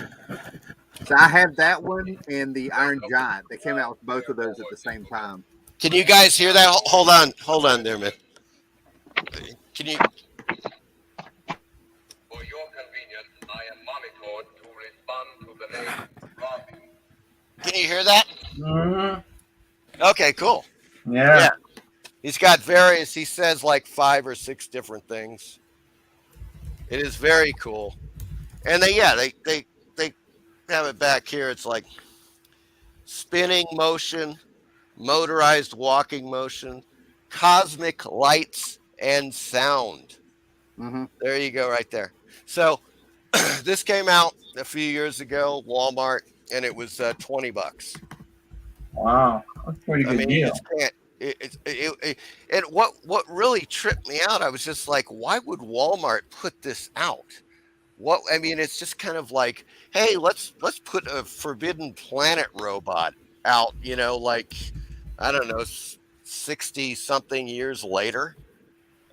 Really interesting. Well, does your Walmart not have the more expensive toys around the DVDs or based on the movies and stuff like that? They got a whole collectible section like that. They do, but this was not in the collectible section. Yeah, this was just in the toy section next to Spider-Man and whatever. Yeah. It was really just kind of freakish, but fantastic. And I see them on eBay, Yeah, Michael Dodd says I grabbed one awesome toy super cheap. Yeah. Mm-hmm. As a matter of fact, I should have picked, as I said, where I was, they sold out of these. And then I saw one in a Walmart somewhere else, and they had knocked the price down to $15. I got both of mine for 10 a piece. Just to let you know. and I just didn't buy it. For some reason, I was just like, I decided to wait. And I was figuring, they'll bring the price down to like 10, but they sold out. They never restocked. So that was the problem with that. Now, the next thing is in the action figure arena is my favorite creature. And of course, that has to be the creature from the Black Lagoon, folks. Mm-hmm. And this is, I believe it's Diamond. Yeah. We put this out, I don't know, God, it must have been over 10 years ago. Mm-hmm. And a nice little display, you know. He's really quite, and you know, some of those, if you look, and I have seen some on eBay from other sellers, and man, they just don't do the creature right. This one is actually really right on. He looks like the creature from the Black Lagoon, Mm-hmm. but some of these the sculpts on the head just don't do him justice. I really love this one. I think it's quite good, you know. And let's take a look here. Oh yeah. All right. This is an interesting thing. I brought this out actually last Friday on my show, but you guys are going to have to check this out. It's very cool. This is a film called Dark Waters. Now, this is a 90s film by Mariano Bino, and it's a very Lovecraftian film. If you're into Lovecraftian type Right. films, you got to see this film. It is fantastic. The cinematography is fantastic. It's a weird story, but it's well worth seeing. Just for the visuals, it's amazing. And the great thing about this DVD set is that in the film, there's this kind of like, I don't know, it's an engraving or amulet that depicts the creature that's kind of swirling around in the mythology of the island. So they actually include this, you know, you can hang it on your wall, obviously, right there. It's like a Dagon. It is very, and as I say, is very, very Lovecraftian. Much there's definitely some Dagon and shadows over Innsmouth, Mm-hmm. or Weird Shadow over Innsmouth, whatever the hell that was. Well, those two, but this was such a cool freaking thing to put in a DVD, you know, limited edition set. I was just like, God, man, you know, really quite going out of their way to please the horror nuts like me. So there's that. Now, this is another interesting thing. You guys may be familiar with this film, and once again, it's science fiction, or it could be sci-fi horror. I don't know if this looks familiar to anyone. Oh yeah. But this is a maquette. Okay, this is like a foam injected. You know, it's a sculpt by Alec Gillis. It's like John Kerry. Mm-hmm. And the film is Harbinger Down. Harbinger Down. I don't know if it's a 2015 film, I believe. And so they were doing a Kickstarter to get like finishing funds for the film. And this was part of one of the tiers, you know. And so they made 50 of them. This is 39 of 50 that were made. It's signed by Alec Gillis there. And it's really it's an enjoyable film. It's kind of like The Thing. If you like The Thing from Another World or Carpenter's The Thing, it's pretty much along those lines, you know. Very interesting stuff.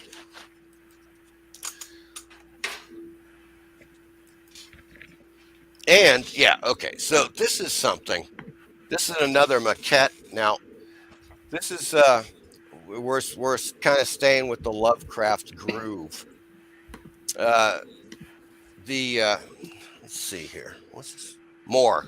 Brian Moore. Yeah, the sculptor, the artist Brian Moore did this, and this is his version of the familiar, the Brown Jenkin from Dreams in the Witch House, the H.P. Lovecraft story. Mm-hmm. A really, really unusual kind of working. I love it. So I bought this, I don't know, years ago, actually. God, it's been at least maybe 10, 15 years. And what I did is I used this. I looked at this and I did several drawings.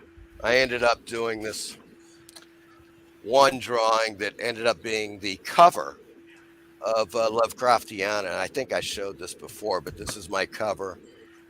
Uh-huh. And I based it upon his Brown Jenkin, So it is the Brown Jenkin with the Lovecraft sigil in the back that's also used in the Masters of Horror segment, Dreams in the Witch House.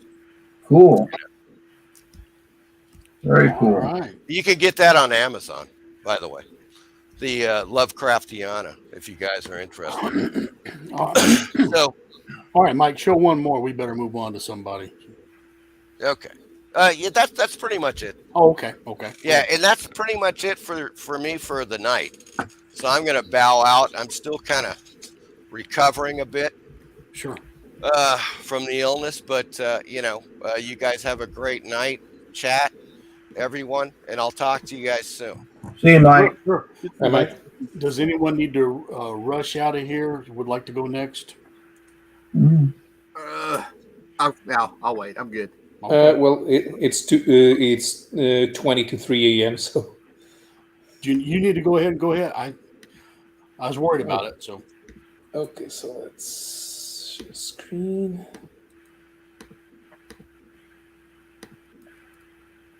all right. Okay, so I picked a few covers from some Brazilian publications.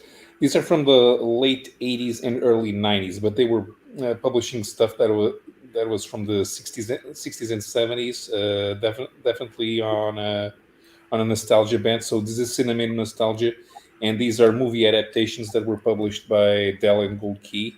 Yep. So this would be Ben Hur. Oh my gosh, we were talking about everything from Ten Commandments to Ben Hur to Cleopatra today at work. Yeah. This is amazing. Yeah. This is amazing. Unfortunately, this magazine only lasted for 3 issues. This was the last. This was the last one. They were published in 1989. Searchers. This one was interesting. Clássicos das artes marciais. These were kung fu and martial arts stories made in Brazil, and they had these very weird painted covers. And this actually lasted for a little bit. There were almost 20 issues, I believe. So this is number 1, and this is 2. This is not based in anything. They just came up with the stories. Number 5. This cover's terrible. They start putting Brazilian voodoo mixed in with the martial arts. There's a reference here to Feiticeira Shaolin. This is a special edition, Space Ninja, but it's from the same title. Space Ninja. That's awesome. Yeah. And this one, this one's pretty good art here. And the publisher was blocked. They used to have the rights to Marvel back in the 70s, and some DC stuff. But by the 90s, they did whatever they could to publish anything. And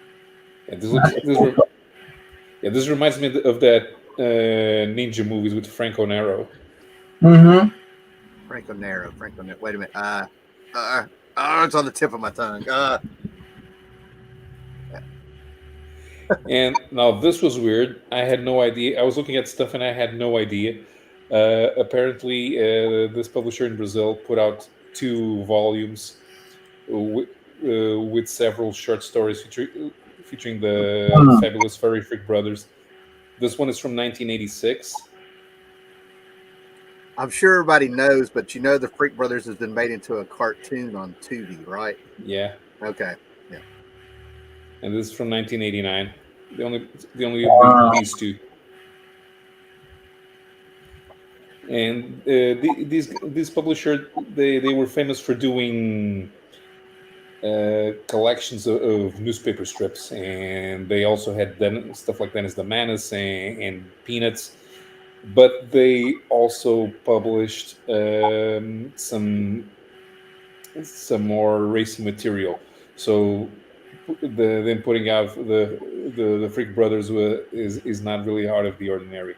There was a magazine called Chiclete com Banana, and that's where the artist the offensive artists all worked. But eventually, some of those who did these alternative comics ended up doing newspaper strips themselves. Mm. This is a one shot.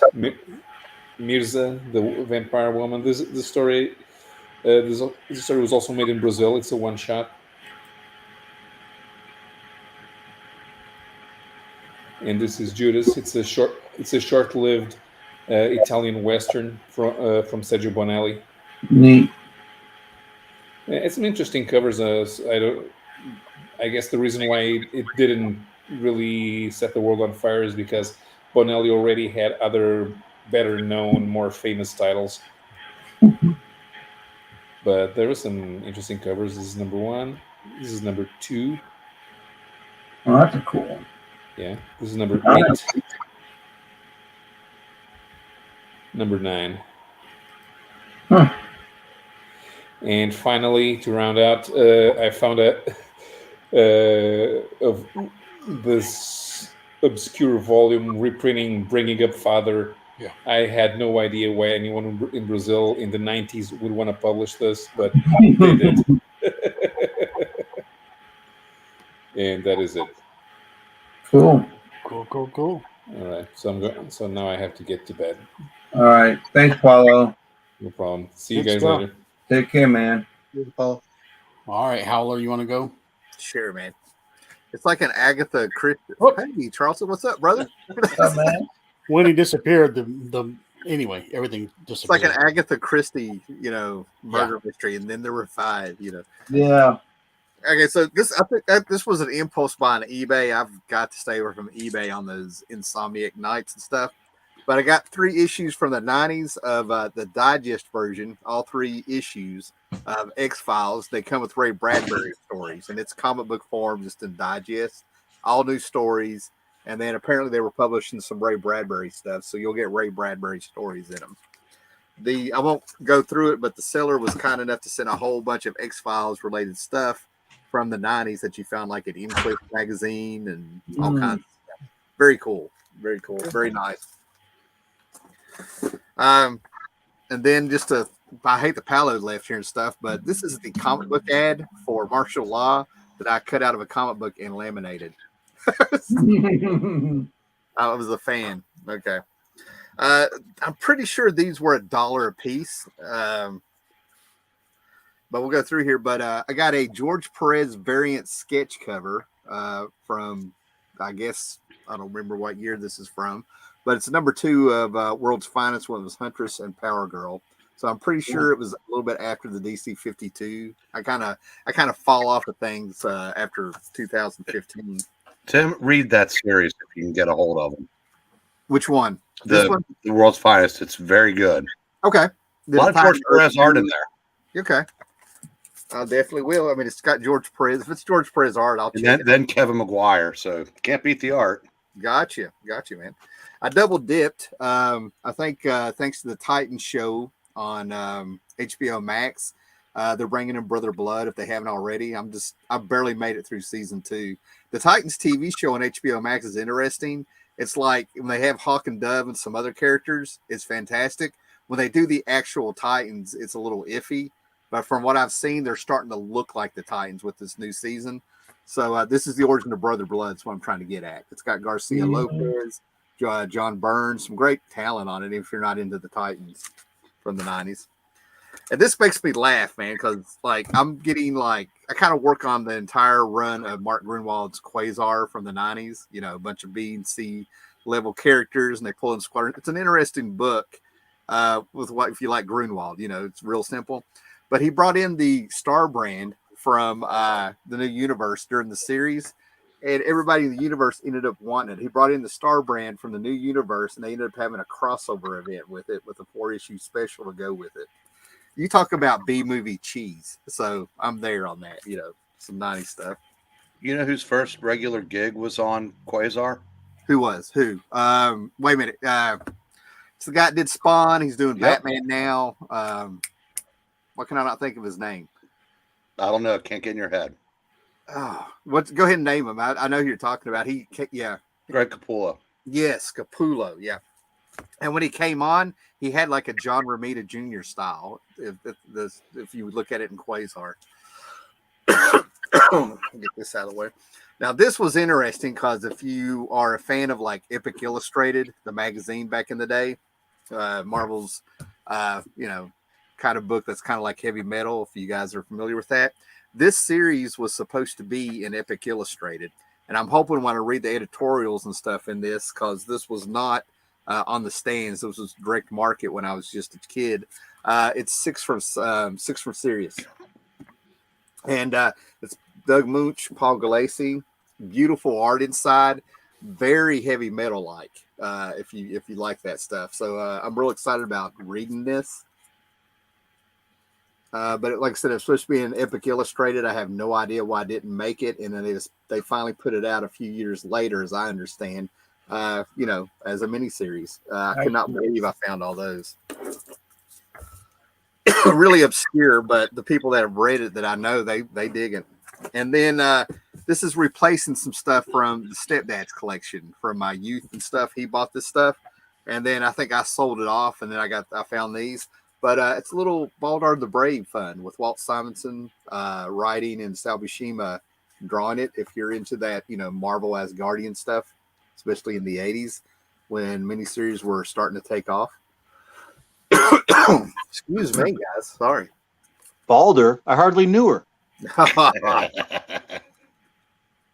See, I was going to show you something. There's a print there on one of these books. Yeah, I got this. I thought this was a rolled spine on it. Okay, if that's showing up. It's not. That's how they actually stapled and cut the comic. Wow. It's a printing error. I've never seen one like that where the back page is folded up into it and they cut it. And somehow they still have a level cover on the front. It's not bent or anything. Now I got this for $1, which kind of surprised me. And I pulled off all the price tags on it because first it looked like it was $20. And then you pull up one and it says $7. You pull up one, it says $5. And I got the one off that said $1. But it's the first issue of the Hush story from 2002 with Jeff Loeb and Jim Lee. Excuse me. But anyway, I was surprised to find that for $1. I actually was able to buy this off the stand as it came out back in the day. We'll skip those. I found these for, were they $1? I just went ahead and I was going to try them out. This tree. Yeah, this tree is great. They're good. Awesome. Yeah, they're good. Yeah. They feel like they're water damaged or something, but like I said, they were $1. They're thick. There's a lot of. I love this cover. Max Allen Collins, is that his name? Yeah. Yeah. Really good. Yeah, Mike Barron, Edward Gorman, Graham Nolan, Max Allen Collins, Terry Beatty. This is a Dennis Cohen cover, which I think is just fantastic. I absolutely love that. And then some question with Denny O'Neil, Dennis Cohen. The art holds up, but I'm finding Denny O'Neil to be a little preachy more than I remember. Maybe it's where I'm getting older. I don't know.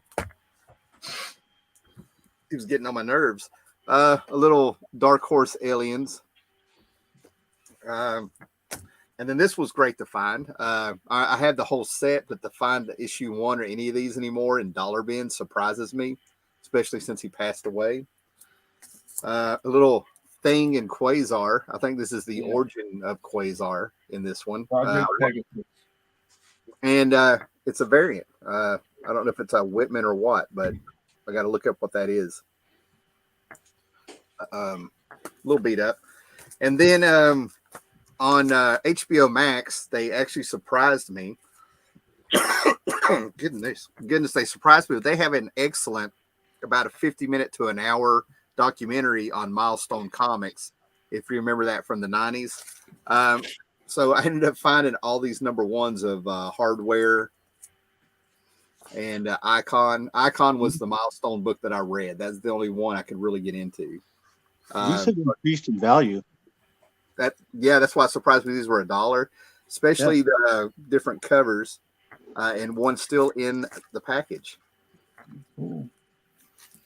Yeah, those are nice. Number 1, 4 panels of giant 16-panel mural.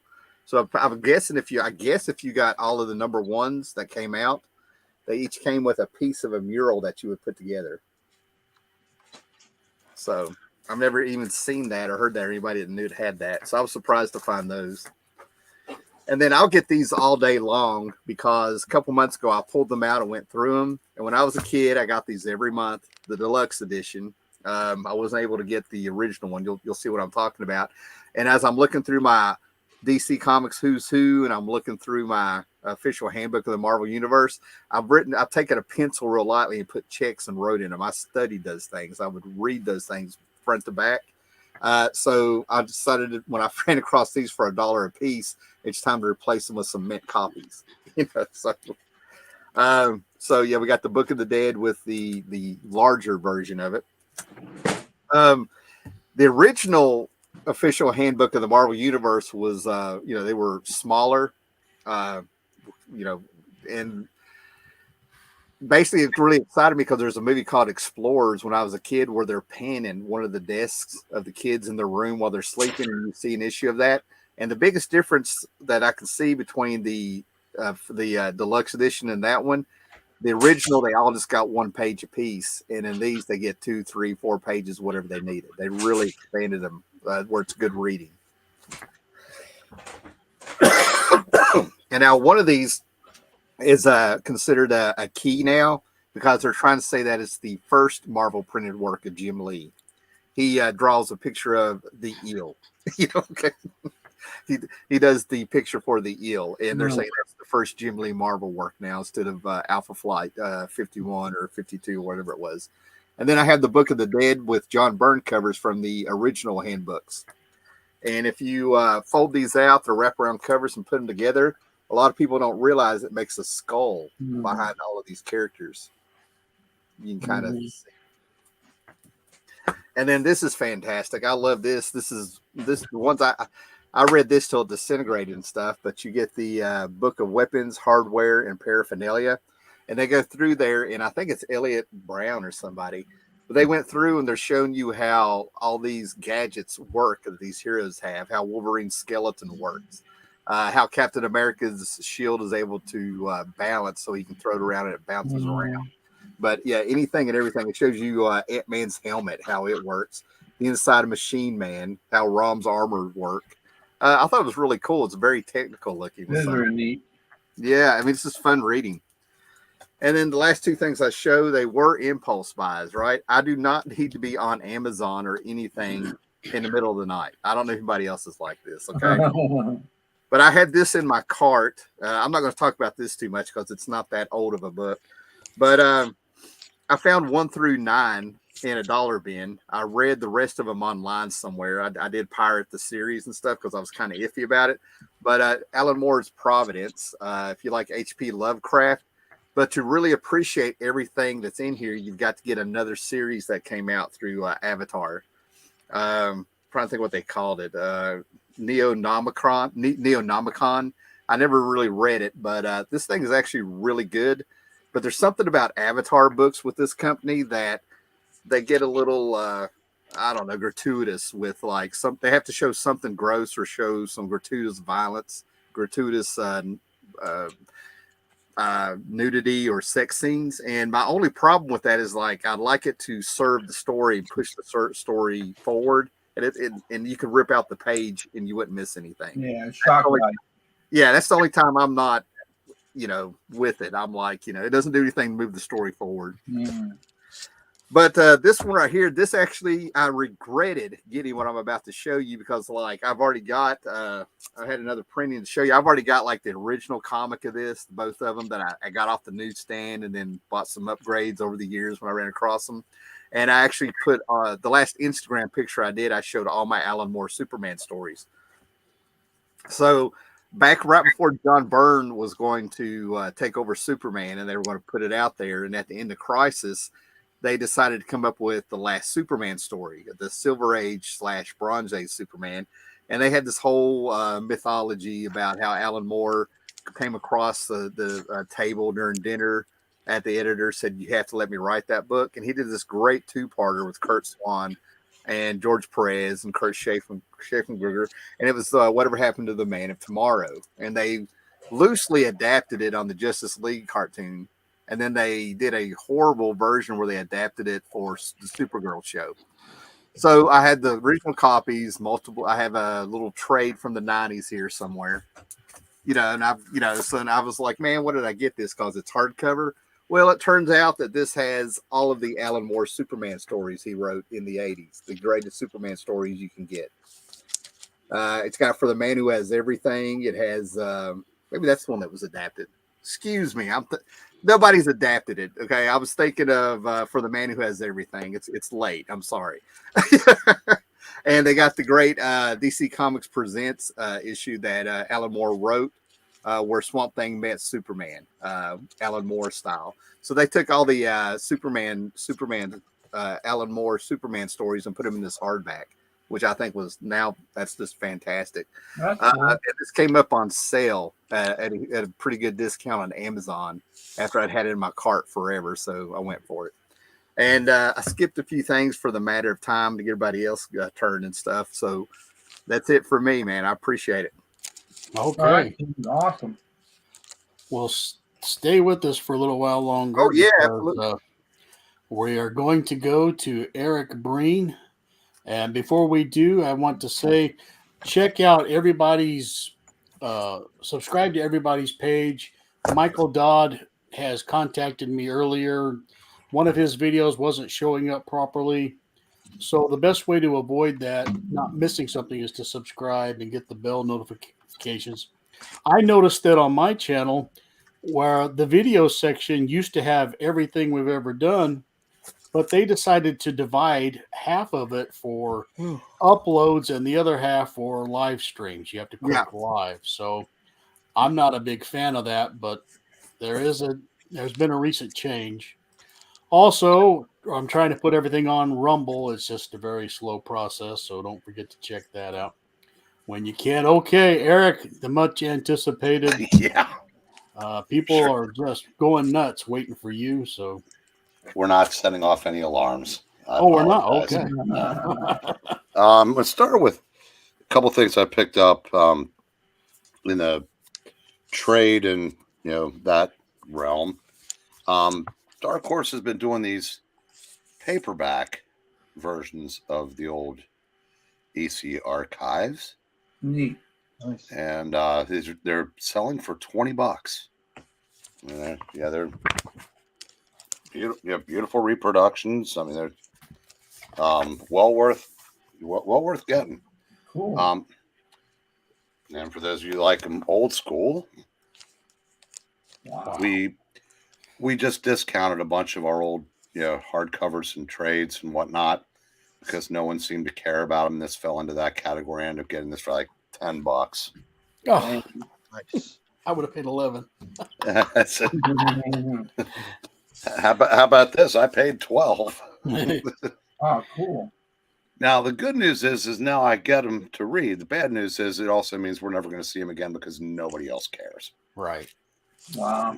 But that just leaves more room on the shelves for modern day trades. Speaking of, a buddy of mine posted his LCS went out of business, and he had the best way to put it. Because the big two produces absolute trash that gets people uninterested in the hobby, and the weirdos they're catering to just pirate it online. Mm-hmm. Here is the first volume of Journey into Mystery. Wow. And since I'm not Hans and can't produce the actual issues, I have to start with this. Here's volume 2. Very cool. And volume 3. Wow. I would show you volume 4, but I don't believe it exists. And given that if they sold everywhere else the way they sold at our place, they're not going to. Yeah. So, figure since I've been working on them all day, I might as well show some Sergeant Furies. Issue 24.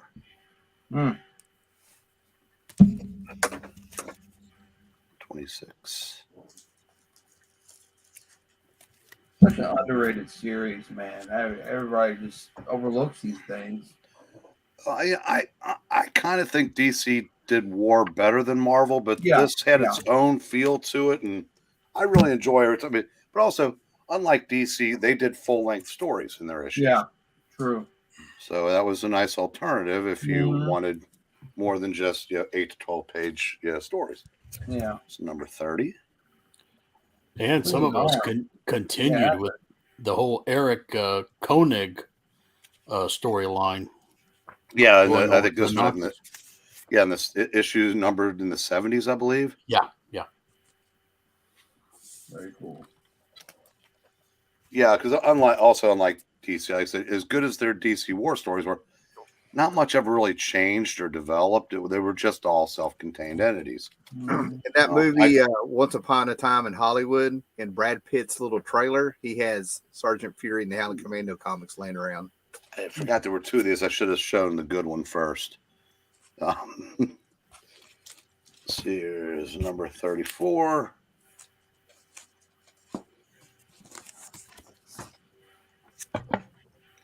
$35. And if this appears to drone on, this will be my only round of the evening. 36. That's a cool cover. 37. Ooh, all right, on horseback. 38. He can do everything, man. Look at that. Ride horses, jump out of airplanes, go D-Day, battle the Bulge, Vietnam, Korea. Man does it all. Yeah, they didn't have internet back then or cell phones, so you got out and did stuff. Sergeant Fury could do everything. Nick Fury, Agent of S.H.I.E.L.D., had problems with depth perception. It was 42. I love this cover.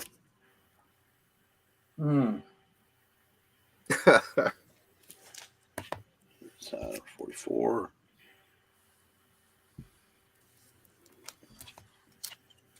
Oh, 45. By the way, Steve, I finally had a chance to watch your Baltimore video. Yes. Good stuff. Thank you. Congrats too. I caught up on a few of yours also. Snow. Oh, yeah, it was crazy. Winter Wonderland. I watched a non-snow video also. There's another one. This is kind of like the Howling Commandos of Two Worlds.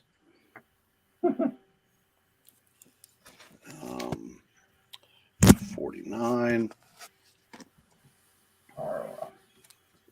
Number 50. Now, when the prevailing wisdom back in the day was that comic book readership turned over about every 3 years. And here's number 25.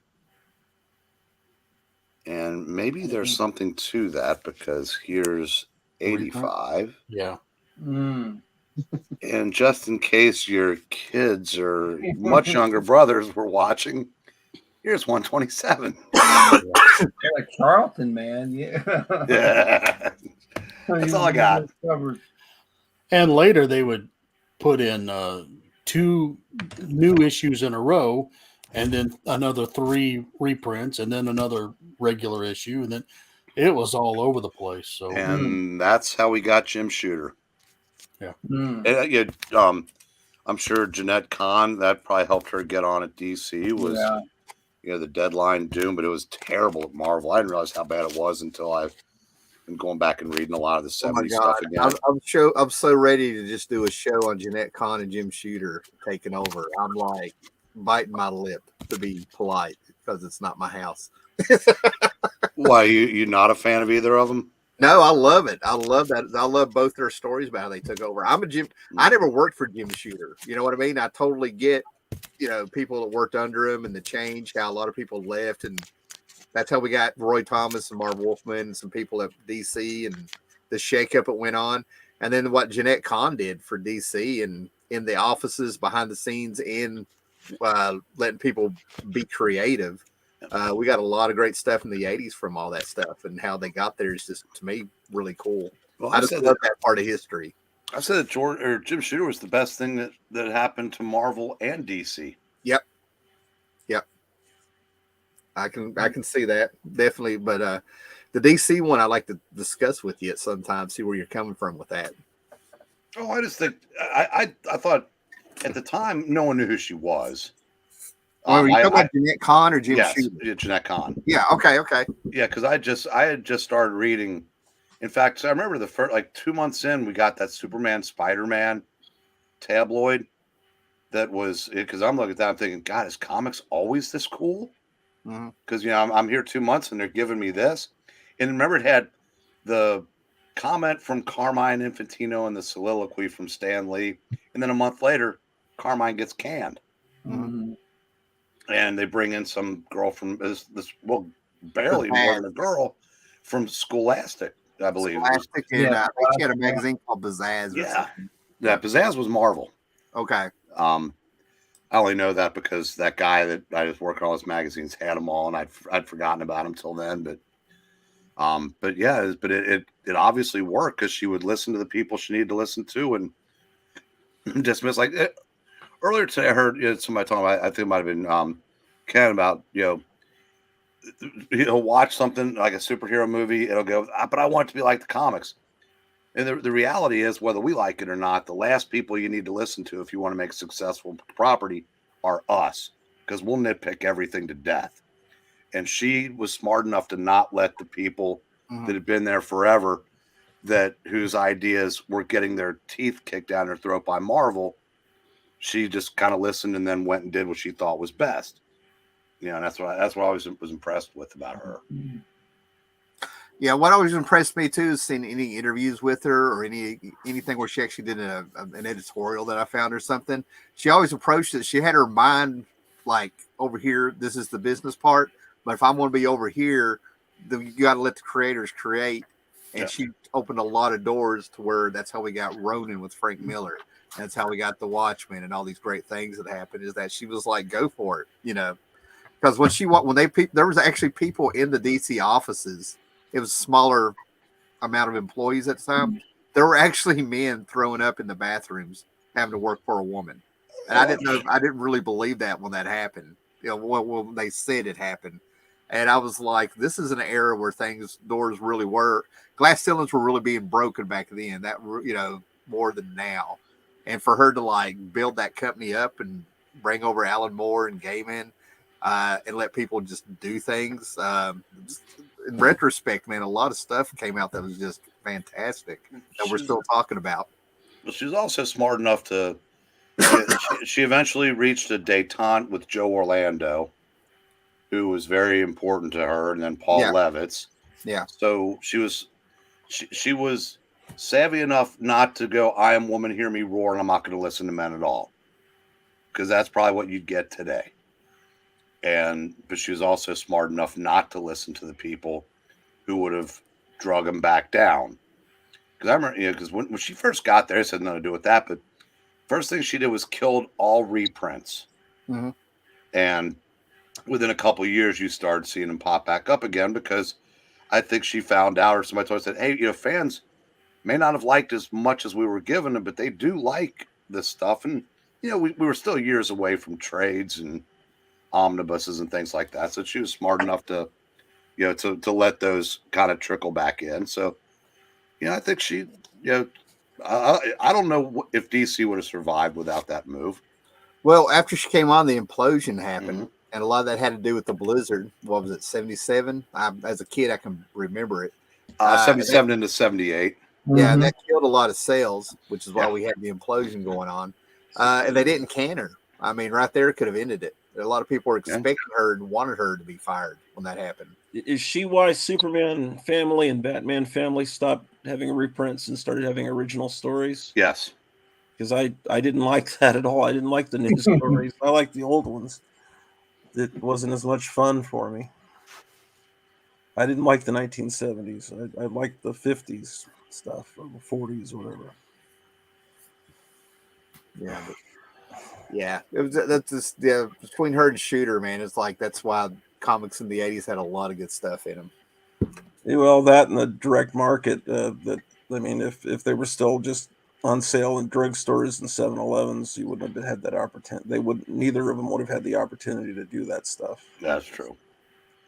They're just right. They're at the right time. They're really good interviews up. We were talking about it a few weeks ago on Comic Book Historians YouTube channel.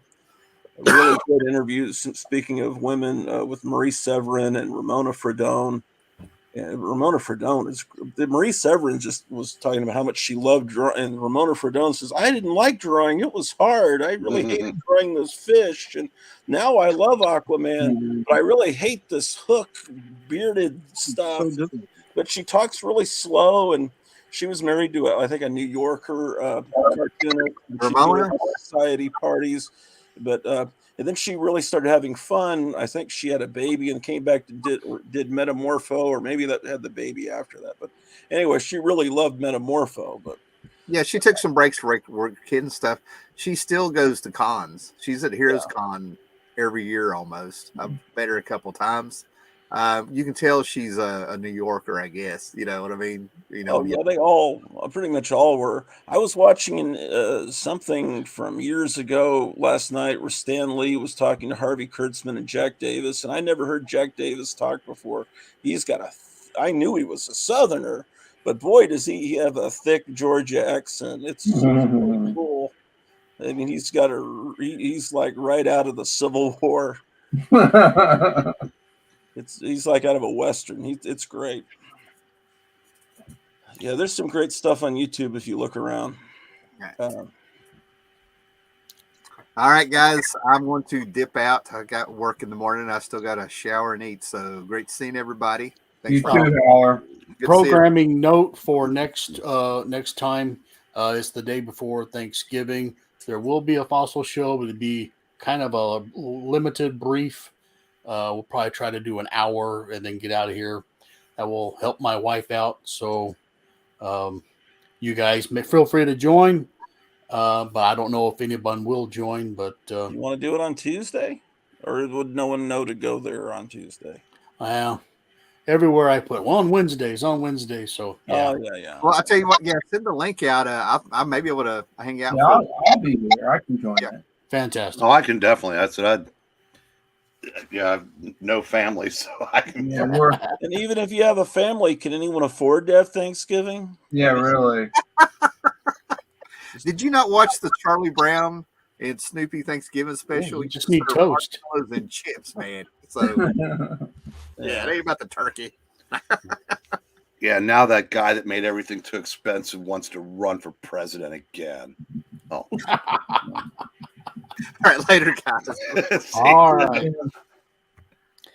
And I guess about on that note, I could go another round, but it is getting late. So my apologies. We had 10 people, so yeah, man, things kind of get a little bogged down. We had one fossil try to join us. I still think that's Captain Strangelove, but I haven't heard. So if you guys can put a pause in it there, if you had something else, maybe save it for a later time. I appreciate you guys for showing up. But I'd like to thank everybody in the stands. I appreciate all of you. We'll see you next time. Happy Thanksgiving if we don't see you then. So until next Wednesday, good night, everybody. Good night, kids. Thanks, everybody. Thank you for